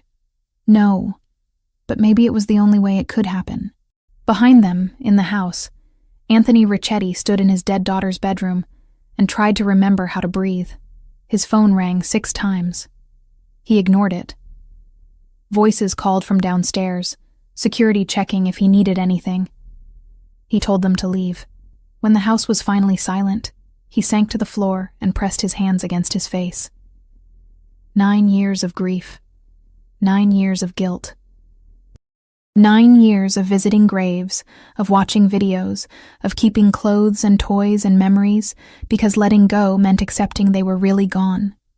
And she had been alive. The entire time. Rage hit first. Blinding, consuming rage at Rachel for doing this. At Lily for not telling him immediately. At himself for not somehow knowing, not sensing that his daughter was breathing the same air somewhere in the world. Then came something worse than rage. Hope. Fragile. Terrifying hope that maybe, impossibly, the girl downstairs was telling the truth, that his daughter was alive, that he could have her back. But if she was telling the truth, that meant 9 years of pain had been preventable, meant Rachel had weaponized their child, meant Lily had walked into his building, worked for him, let him protect her, and said nothing. He pulled out his phone, called the one person who might have answers. Samantha, Anthony, Her voice was careful. How long have you known? Silence on the other end. Then quietly, since the Albanian attack. She told me after you left to interrogate them, and you said nothing. I gave her 2 weeks to tell you herself. That was the deal. She was supposed to write you a letter, supposed to do this on her terms. What happened today was not the plan. 2 weeks. You have known for 2 weeks that my supposedly dead daughter was alive and you said nothing. She was terrified, Anthony. 15 years old. Told her entire life that you were dangerous. Suddenly alone in a city that is not safe for someone like her. She needed time to be sure. Sure of what? That you were not the man her mother described. That telling you would not put her in more danger. I would never... His voice broke. I would never hurt her. She is my daughter. She knows that now. But she did not know it when she arrived. All she had was 9 years of lies and a dead mother's confession. Samantha's voice softened. She came back because she wanted to find you. Because she hoped Rachel was wrong. Give her a chance to explain the rest. Anthony sat in his daughter's room, surrounded by the childhood Rachel had stolen, and tried to process the impossible. His daughter was alive. Everything else, all the anger and betrayal and confusion, would have to wait, because underneath it all, beneath every other feeling, was the one truth that mattered. His daughter was alive. He did not know how long he sat there. Minutes or hours. Time had stopped meaning anything. Finally he stood, walked downstairs, got into the SUV that had been waiting. "Where to, sir?" the driver asked. "The cemetery." He stood at the graves alone, the 2 headstones that had defined his existence for 9 years. One for Rachel, one for Lily, both lies carved into permanent stone. "You did this," he said to Rachel's grave. "You took her from me, made me think she was dead. Let me suffer for 9 years when she was alive." The stone offered no answers. He turned to Lily's grave, touched the name carved there. "I do not know if you are really her," he whispered. "I do not know if I can trust what I am feeling. But if you really are my Lily, I need to know everything. I need to understand how we lost 9 years." The city noise faded into background static. He stayed until his phone rang with a call he could not ignore. When he finally left, he did not look back at the graves, could not bear to see his daughter's name on stone that should never have existed. He had decisions to make, questions to ask, a truth to verify beyond what his heart desperately wanted to believe. But first, he needed to go somewhere quiet and figure out how to reconcile the impossible with the real. His daughter was alive. Everything else would follow from that. Anthony did not call for 2 days. Lily went to work, filed documents she barely saw, ate food she did not taste. The apartment he had given her felt like a borrowed stage set, waiting for someone to come take it away. Her phone stayed on the table, screen face up, every buzz making her heart slam against her ribs. None of them were from him. Samantha checked on her twice a day, in person when she could, by text when she was stuck in meetings. "Have you heard anything?" Lily asked on the second evening, sitting at the small kitchen table with untouched tea in front of her. "No," Samantha answered honestly. "He is processing. That is going to take time. Or he is deciding how to make me disappear. He is not going to hurt you," Samantha said. "He is angry, shocked, probably feels like his entire world just flipped. But he is not going to hurt you. He shouted at me to get out. Because he needed space, not because he wanted you gone forever." Samantha hesitated. "You detonated 9 years of grief in one sentence. There is no good way to respond to that. Do you regret giving me the 2 weeks?" Lily asked quietly. "Do you think I should have told him the first day I walked into the building?" "I do not know," Samantha admitted. "Part of me thinks there was never going to be a way to make this easy. Another part thinks every extra day hurt him more. But I am not the one who lived through what you did. You made the best decision you could with what you knew." Lily looked down at her hands. "He might never forgive me. He might not," Samantha said, "because lies would only make the fall worse later. But he might. You gave him something huge, terrible and miraculous at the same time. He gets his daughter back. That changes everything. If he wants me, if he did not want you, he would not have kept your room, your toys, your videos. He would not have visited your grave every day. Wanting you has never been the problem. The third day dawned gray and cold. Lily went to work because she did not know what else to do.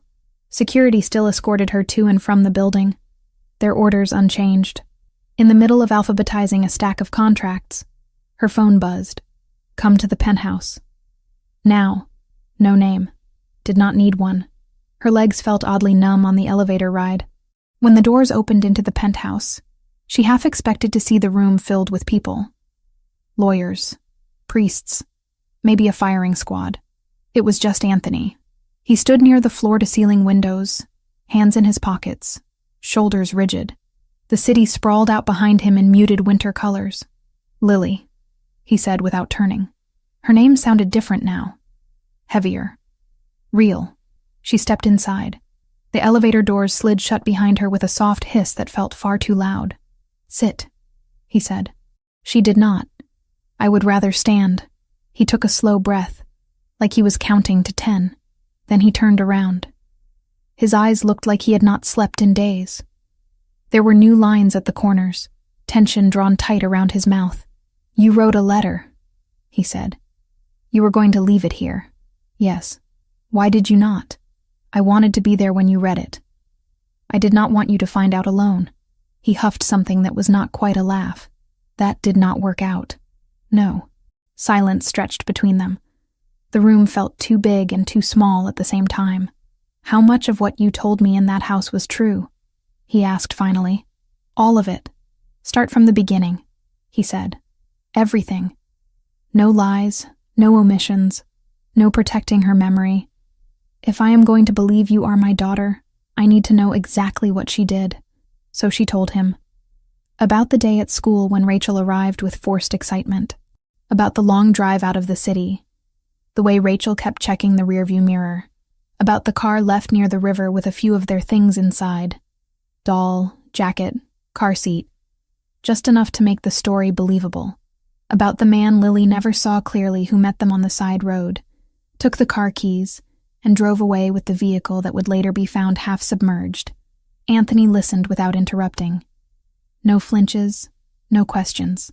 Just that cold, focused stare he used on men he was deciding whether to spare. She told him about Mexico, the tiny apartment in Tijuana, the jobs Rachel worked under the table, the Spanish that came faster than English, the way Rachel would scour the internet for any mention of Anthony, always ready to move again if his name appeared too close to where they were. She told me you were dangerous, Lily said, that you hurt people, that if you found us, you would hurt us too. I have hurt people, he said quietly. Many, but never you. Never her. I know that now. Her throat tightened. I did not then. She described the hospital, the pain in Rachel's voice when she finally admitted the truth. She said she lied about everything, Lily said. That you never hit her, that you never threatened me, that she left because she was angry, because she could not stand the idea of you winning in court. So she decided to hurt you in the one way she knew would work, by taking me and making you think I was dead. Anthony's hands clenched into fists at his sides. His knuckles went white. She said she regretted it at the end, Lily continued, that it did not make her feel better, that she ruined your life and mine, that if she could do it over, she would have stayed and fought fair. That sounds like her, he said. The words were flat, scraped raw, proud, stubborn, always wanting to win no matter the cost. Lily told him about Rachel's last days, the way she clung to Lily's hand, the apology that came too late to change anything except the story Lily would carry forward. I cremated her, she said. I scattered her ashes in a little place she liked by the water. Then I found the emergency money she left hidden. Enough for a bus ticket north and a fake ID.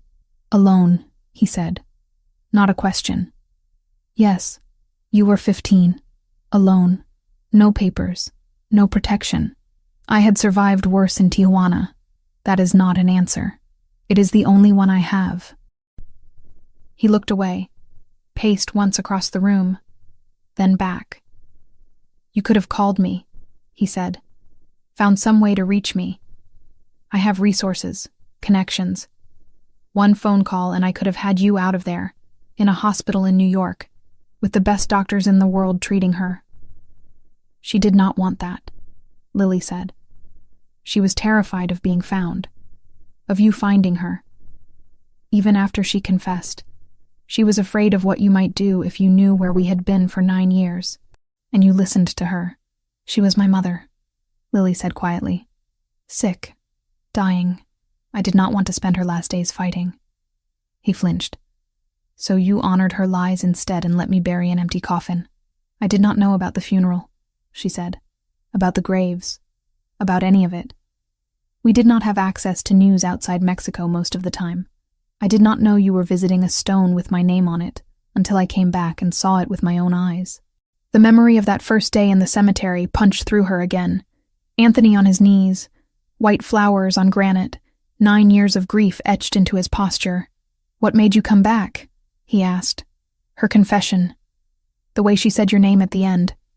Not with fear. With regret. She said you loved me. That you always had. That stealing me from you was the worst thing she ever did. I wanted to know if that was true. If you were the man she described in those last days or the monster she had painted in the years before. So you forged documents, got into a program that brings you directly into my building, used my charity to get close enough to watch. Yes, and you did not think that was something you should mention before accepting my help. The apartment, the security, the dinners. I was afraid, she repeated.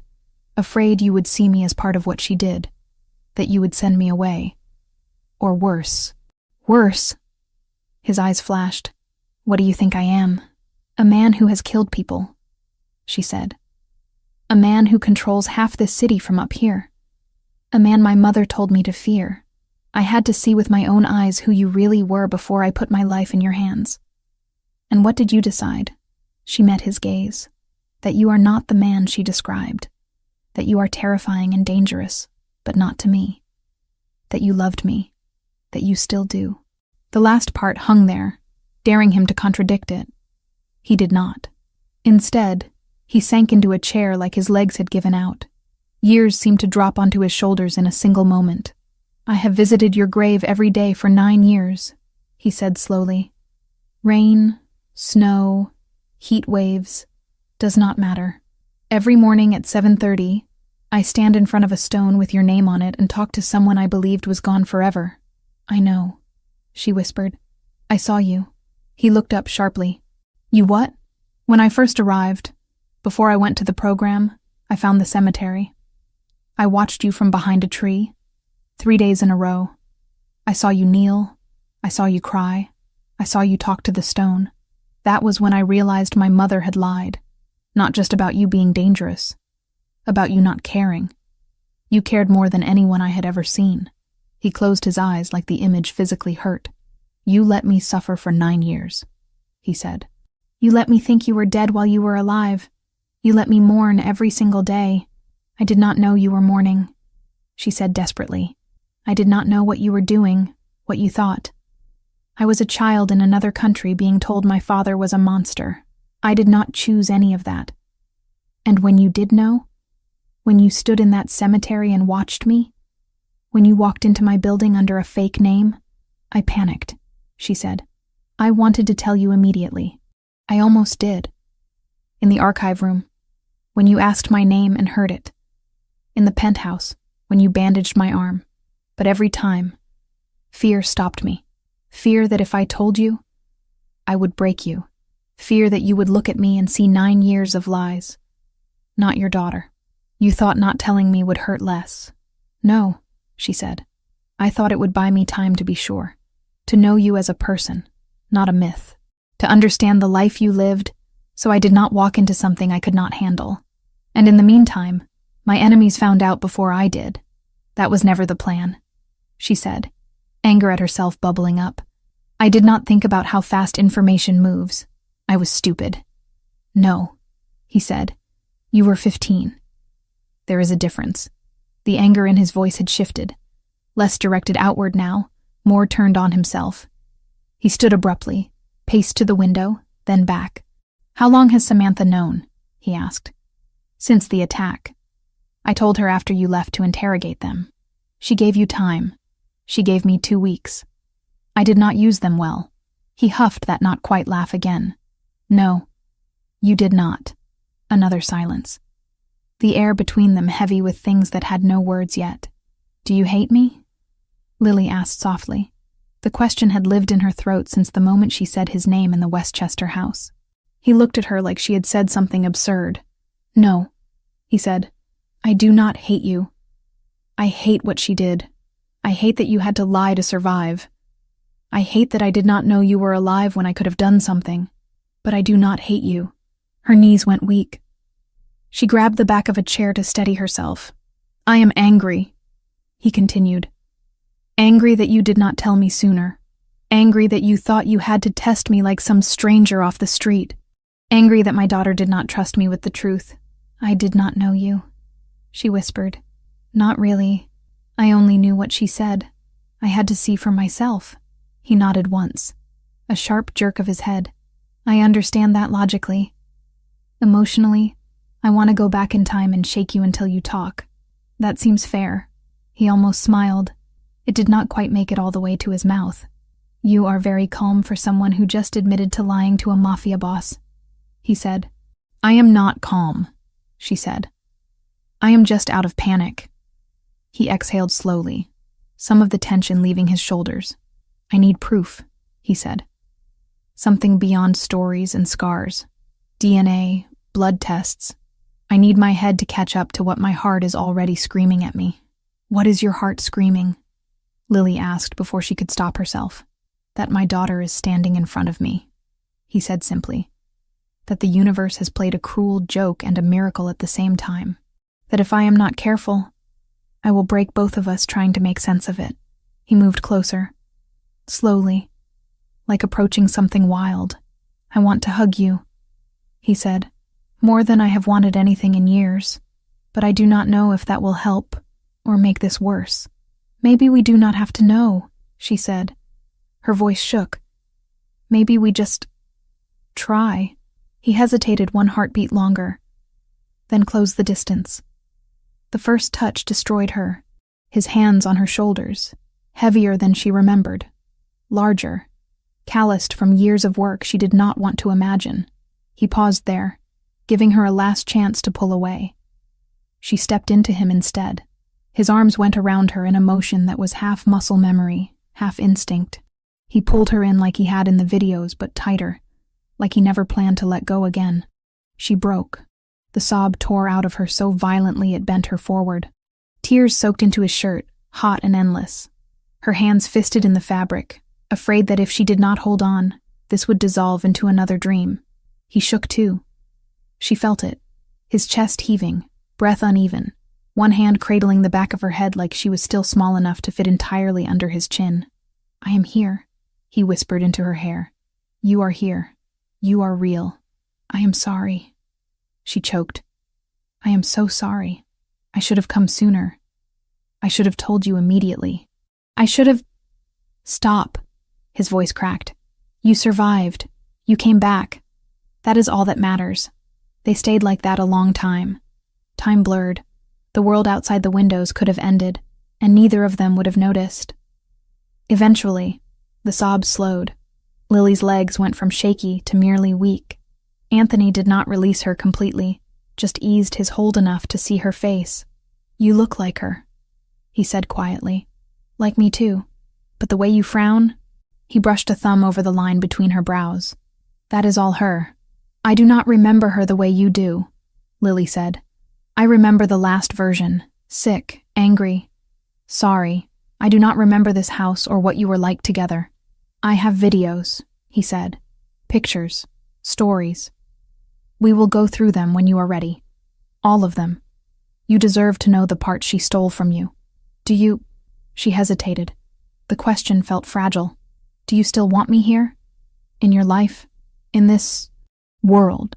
I have wanted you here every day for 9 years, he said. That has not changed because I am angry at how you came back. You are not going to send me away. Never. His voice hardened on that word. I let you be taken once. I will not fail you again. She believed him. For the first time since stepping off the bus in New York, some part of her unclenched. A soft knock sounded from the elevator foyer. "It is Samantha," came the muffled call. "Anthony? Lily? Are you okay?" Anthony closed his eyes briefly, then stepped back, keeping one hand on Lily's shoulder like he needed the physical contact to stay grounded. "Come in," he called. The elevator doors slid open. Samantha stepped out, expression fierce and worried at once. Her gaze flicked between them. Red-rimmed eyes, tear tracks, the slight swell of Anthony's chest from uneven breathing. "You talked," she said. "We did," Anthony replied. "And?" He looked at Lily, then back at Samantha. "And I need to know something." "Anything," Samantha said. "How long?" he asked. "Have you been carrying this alone?" She understood he did not mean about Lily existing. He meant about him, about his grief, his anger, his slow, stubborn attempt at being human again. "Since the day I met you," she said, but more consciously for the last few months. "You should have told me when you knew," he said, though there was less accusation now. "I know," she said. "If I could go back, I would probably do it differently. But at the time, all I could see was a girl who had survived something impossible, and a man who had survived something else impossible. And I did not want either of you to break the other by moving too fast." He studied her for a long moment. Then he did something that surprised Lily. He reached out his free hand and pulled Samantha closer, careful not to let go of his grip on Lily. "We are going to need you," he said simply. "Both of us." Samantha smiled through her own tears. "I am not going anywhere." They ended up on the couch, an odd, fragile triangle. Anthony sat in the middle, Lily on one side, Samantha on the other. The city stretched out beyond the glass, unaware that in one penthouse, a family was being painfully, miraculously reassembled. "Practicalities," Anthony said eventually, the strategist in him resurfacing. "We need to fix your papers. Birth certificate, death certificate, school records. The law believes you are dead. We have to undo that without making too much noise. I can help with that," Samantha said. "I have contacts in social services. They will be shocked. But there are procedures for people declared dead and later found alive. Rare, but they exist. We will use official channels where we can," Anthony said. "And where that fails, we will use mine." "What about school?" Lily asked. The thought of a normal classroom felt alien. "You are going," he said. "You lost too much already. You are not losing your education on top of it. We will find a place that can handle security quietly." Lily thought about kids her age who had spent the last 9 years worrying about grades and crushes instead of border crossings and forged IDs. The idea of sharing a classroom with them seemed surreal. "What about Rachel?" Samantha asked carefully. "What are you going to do about her grave?" Anthony looked toward the window, though it did not face the cemetery. "I am not ready to answer that yet," he said. "I need time to reframe." Lily nodded. "I want to talk about her, all of her, not just what she did at the end." "We will," he promised. "She was more than her worst decision. So are you. So am I." He checked his watch, frowned. "I am canceling all my meetings for the next 2 days," he said.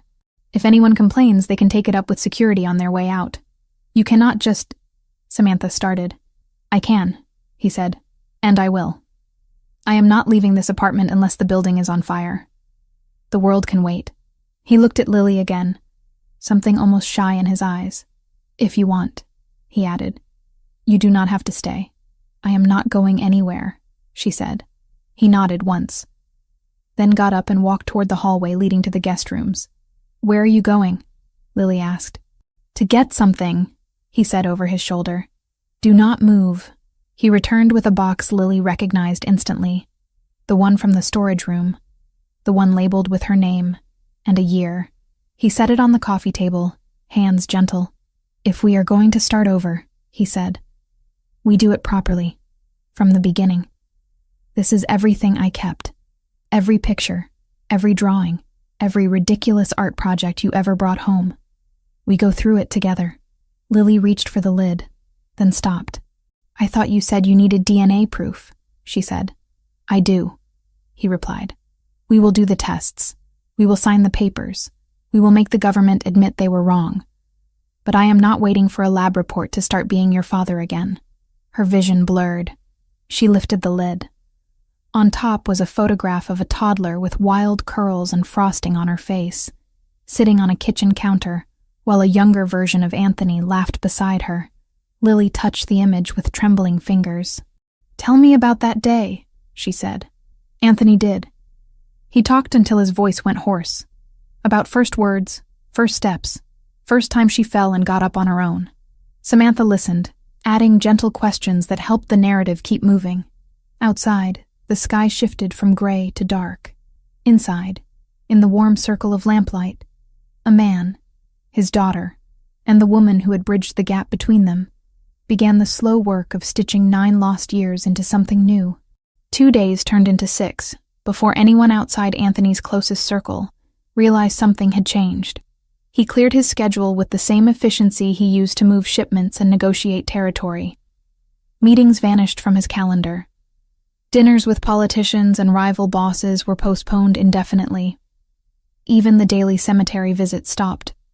For the first time in 9 years, he did not go to the graves. His world shrank to the walls of the penthouse, to the girl who spent most of her time there now, and to the woman who moved between them like a steadying force. The DNA test came back fast. Money moved doors. A private lab ran the samples without questions. The envelope arrived hand-delivered by one of Anthony's most trusted men. He did not open it alone. He sat at the kitchen island with Lily on his right, Samantha on his left. The man who brought it stood near the door, pretending not to watch, but his eyes kept darting back. Anthony turned the envelope over in his hands once, then twice. The weight felt heavier than paper should. You do not have to open it, Samantha said. You already know. I need my head to catch up, he answered. Feelings are messy, results are not. He slid a letter opener under the seal and ripped it cleanly. The folded sheet inside rustled as he unfolded it.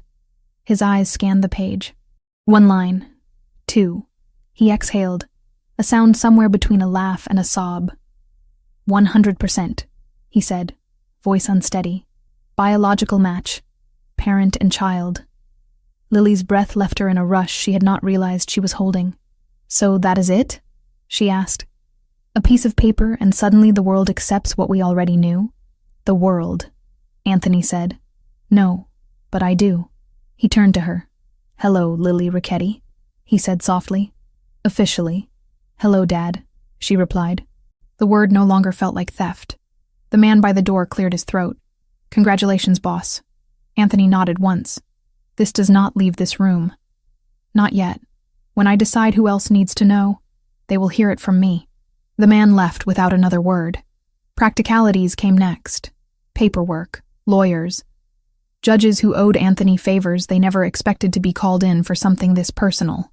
There were procedures for people declared dead and later found alive. Rare, but not non-existent. Usually it involved fraud or identity theft. Not a mother who staged her own child's death. The lawyers explained carefully where they could work within the system and where they would quietly push around it. We will start with vacating the death certificate, one of them said. Once the court acknowledges she is alive, we can move to amend records. It will take time, months, maybe longer. But it can be done. And the grave? Lily asked quietly. That is a private matter, the lawyer replied. The state does not care what you do with a stone. Anthony dismissed them after an hour. His patience for legal language had limits even on the best days. Today, his tolerance was thin. When the door closed behind the last suit, he looked at Lily and Samantha. I want to change it, he said. The stone. Both of them.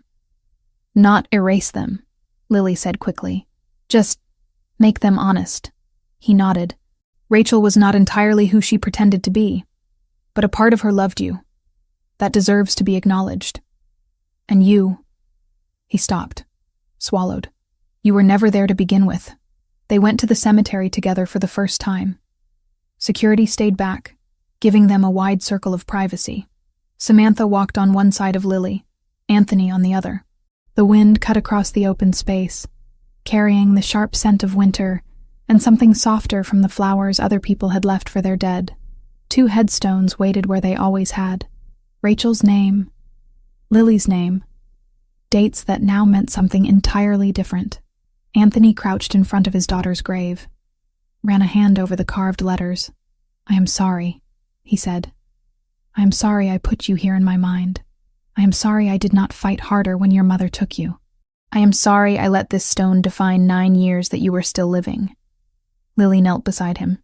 "You did not know," she said. "You believed what everyone believed. There was blood. There was a car. There were reports. You are not a god. You do not see everything. I was supposed to protect you, and you tried. You are trying now." He closed his eyes for a moment. When he opened them, they were wet but clear. "We will replace this," he said. "Not remove it completely. I cannot pretend those 9 years did not happen, but we will change it into something that reflects truth." "What will it say?" she asked. "Maybe nothing," he said. "Maybe it will be blank for a while, a reminder that the story is still being written." They moved to Rachel's grave next. Lily stared at the name. Her mother. The woman who had held her and lied to her, who had stolen her and kept her alive, who had hurt and loved in the same breath. "I do not know how to feel standing here," Lily admitted. "I am angry. I am sad. I miss her. I hate what she did. I feel guilty for hating someone who is not here to defend herself. You do not owe her simple feelings," Samantha said gently. "She did something unforgivable, and she also raised you and loved you. Those things exist together. They do not cancel each other out." Anthony's jaw worked. "She destroyed me," he said. "She knew exactly what leaving like that would do. But she also gave me you. I cannot pretend she was only one thing." He knelt, placed his palm flat against the cold stone. "I hope you see this," he said quietly. "Wherever you are, I hope you see that we found each other anyway. In spite of you. Because of you. I do not know which yet." Lily reached out and put her hand over his. For a moment, all 3 of them were connected through the name of the woman who had bound and broken them. Later, Anthony would arrange for a new stone. Rachel's would be replaced with one that spoke of complexity. Mother, wife, flawed human being. Lily's would be turned into a memorial, not a lie. A marker for what almost was lost, not what had been. But that day, they left the cemetery with nothing changed but themselves. Back at the penthouse, real life waited. "We need to talk about school," Anthony said that evening over takeout containers spread across the kitchen island. He had tried to convince the chef downstairs to make something, but Lily had asked for cheap Chinese food that reminded her of late nights in small apartments. He had reluctantly agreed. "I have never been to a real American school," she said, picking at noodles. "Not since I was 6. "Then you are overdue. I do not even know what grade I should be in." "We will test you," Samantha said. "See where you are academically, then place you accordingly. Age-wise, you would be in 10th grade. But we can adjust if needed." Anthony frowned. "I do not like the idea of you in a building I do not control." "There are private schools with good security," Samantha replied. "Places used to high-profile kids, children of diplomats, CEOs, people with enemies. And me," Lily said dryly. "Child of a Mafia boss. That will go over well." "No one has to know that part," Samantha said.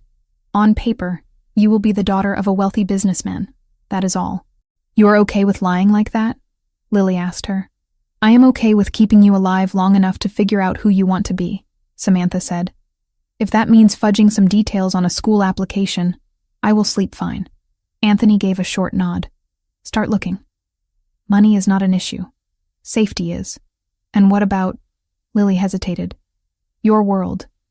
The other one. The part that is not boardrooms and legal fronts. My world," he said slowly, "is not what it was when my father ran it.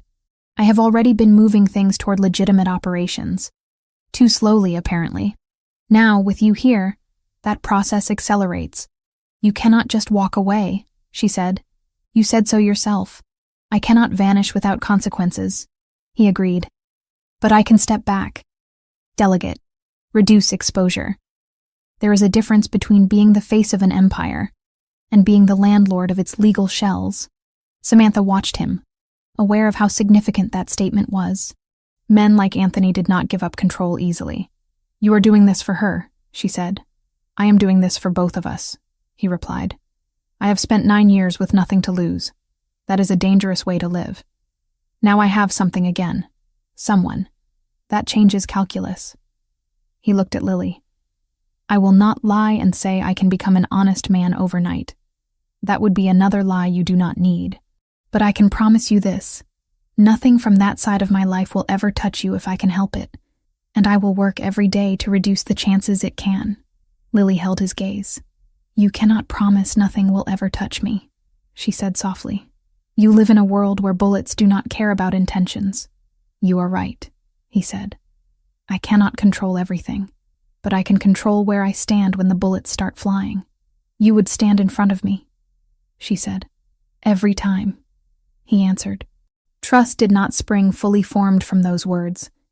It grew, slowly, over the next months. Lily enrolled in a private school on the Upper West Side under the name Lily Wells Ricchetti, daughter of businessman Anthony Ricchetti and partner Samantha Wells. The hyphen was deliberate, a quiet acknowledgement of the woman who had held her hand through the most dangerous part of the journey back. At first, school felt like an alien planet. Kids complained about homework and college applications, and parents who did not understand them. Lily came from a life where worries were measured in border checkpoints, and whether a landlord would change the locks without warning. She was behind in some areas, ahead in others. Math and science came easily. Literature took more work. History felt like reading someone else's life story while living an entirely different genre. The school knew nothing of her real background. On paper, she was a transfer student from an international school in Mexico City. Her Spanish fluency helped sell that story. The security team blended in as drivers and family staff. They were there without being obviously there. Anthony hated it. Every morning when she left, he experienced a spike of panic he tried not to show. Every afternoon when she returned, he breathed easier. It became their ritual. She would drop her bag by the door, kick off her shoes, and find him in whatever room he had claimed that day. "How was school?" he would ask, half teasing, half serious. "Confusing," she would say at first. Loud. Too many people. Too many questions. Over time, the answers shifted. "Annoying. They assigned us a group project and my partner is useless. Interesting. We learned about ancient Rome and I could not stop thinking about how similar it is to your world. Good. I got an A on my biology exam." He kept every report, every grade, every small piece of normal life like he had kept her baby teeth and birthday cards. This time, the boxes would not sit untouched in a hidden room. The organization adjusted too. Some men grumbled quietly about their boss going soft, about meetings delayed because of parent-teacher conferences, about resources diverted to legitimate investments. Others understood. "Boss is thinking long-term," one of his lieutenants said in a bar one night. Before, he was thinking until the next bullet. Different game now. Anthony did not explain himself. He did not need to. Anyone who had seen his face when he walked into a room and Lily looked up and smiled understood enough. The Albanians tested the boundaries once. A minor flare-up on the docks. Nothing major. A container misplaced, a payment delayed. Shots fired more as warning than as declaration of war. Anthony responded with controlled ferocity. Meetings happened behind closed doors. Territory maps were redrawn. A deal emerged that left the Albanians with expanded rights in a port across the river, and Anthony with a written agreement that explicitly listed Lily by name, as untouchable. "If anything happens to her," he told their leader across the table, voice calm and cold, "I will not go after your money. I will not go after your men. I will go after your family, and I will not stop." The man believed him. He signed. When Anthony came home that night, he found Lily asleep on the couch, a textbook open on her chest. Samantha sat in a chair nearby, reading a file. "How bad was it?" she asked without looking up. "Handled," he said. "They will not touch her." "You cannot guarantee that." "No," he said. "But I gave them extra incentive to keep their distance." She closed the file, studied his face. "You look tired." I negotiated with men who think compromise is weakness. I am exhausted. Come sit down, she said. For 5 minutes. Then you can go back to being terrifying. He did. He sat beside his sleeping daughter and watched the steady rise and fall of her chest. She snores a little, he observed. Only when she falls asleep on the couch, Samantha replied. In bed, she sleeps like the dead. He winced at the phrase. She did too. I am sorry, she said. Do not be. Death will always be in the room with us. We might as well learn to joke around it. He turned to her. You saved us, he said quietly. Both of us. If you had told me the day you suspected, I might have pushed her away. Might have thought it was a trick. You gave her time to see me. You gave me time to be someone worth coming back to. I also let you both suffer for longer than you needed to, she said. That is not nothing. It is part of the story, he said. Like everything else, regret does not erase what came after. He reached for her hand. It had become an easy gesture by now, but it still felt significant. I want you here too, he said. Not just as someone who bridges gaps. As part of this. If you want it. This, she echoed, glancing at Lily. You and a teenager and a criminal empire trying to become something else. Something like that. She smiled. I want it. They were not married. Not yet. The idea had been mentioned once, half-jokingly, then left to simmer. They did not need papers to define what was already clear in how they moved around each other. 6 months after Lily first spoke the truth in that Westchester bedroom, the three of them returned to the cemetery. The new stones were in place. Rachel's grave now bore an inscription that read, Rachel Ricchetti, beloved and flawed. Mother, wife, human. May the parts we loved teach us to forgive the parts that hurt. Lily read it twice. Do you think she would be angry? She asked. Probably, Anthony said. She would say I was making her too soft. She was softer than she wanted anyone to see, Lily said. You just did what she could not. They walked to the other stone. Where Lily's name had been, there was now a simple plaque. For the years we thought we lost her. No dates. No more lies. Lily traced the words with one finger. It feels strange, she said. Having a grave for a life I did not live. It is not a grave, Anthony said. It is a marker, a reminder of how close we came to losing this for real. A warning to never take second chances lightly. Samantha stood a few steps back, watching them. She thought of the first day in that coffee shop when a girl asked to sit at her table and claimed to be hiding from bad men.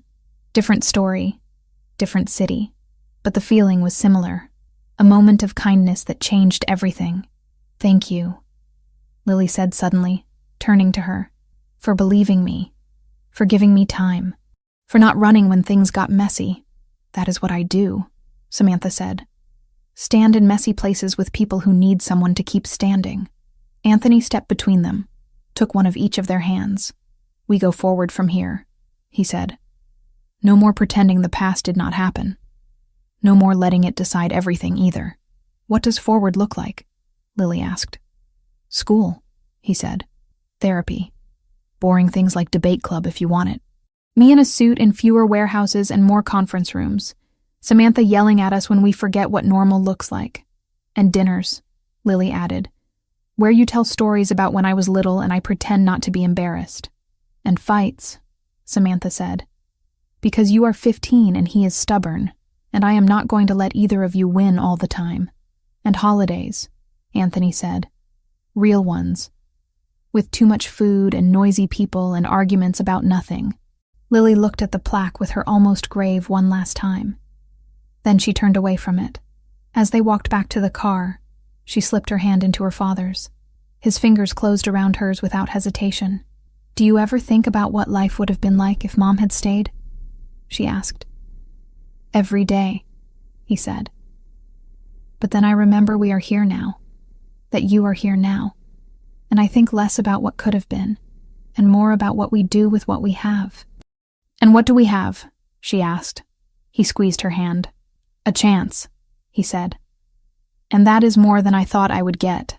The car door closed after them. The city waited, full of dangers and possibilities. The past walked alongside them, but it no longer dictated every step. They were imperfect, wounded, still learning how to be a family in a world that had tried very hard to make that impossible. But they were together. And for people who had lived years believing certain graves were full, that was everything.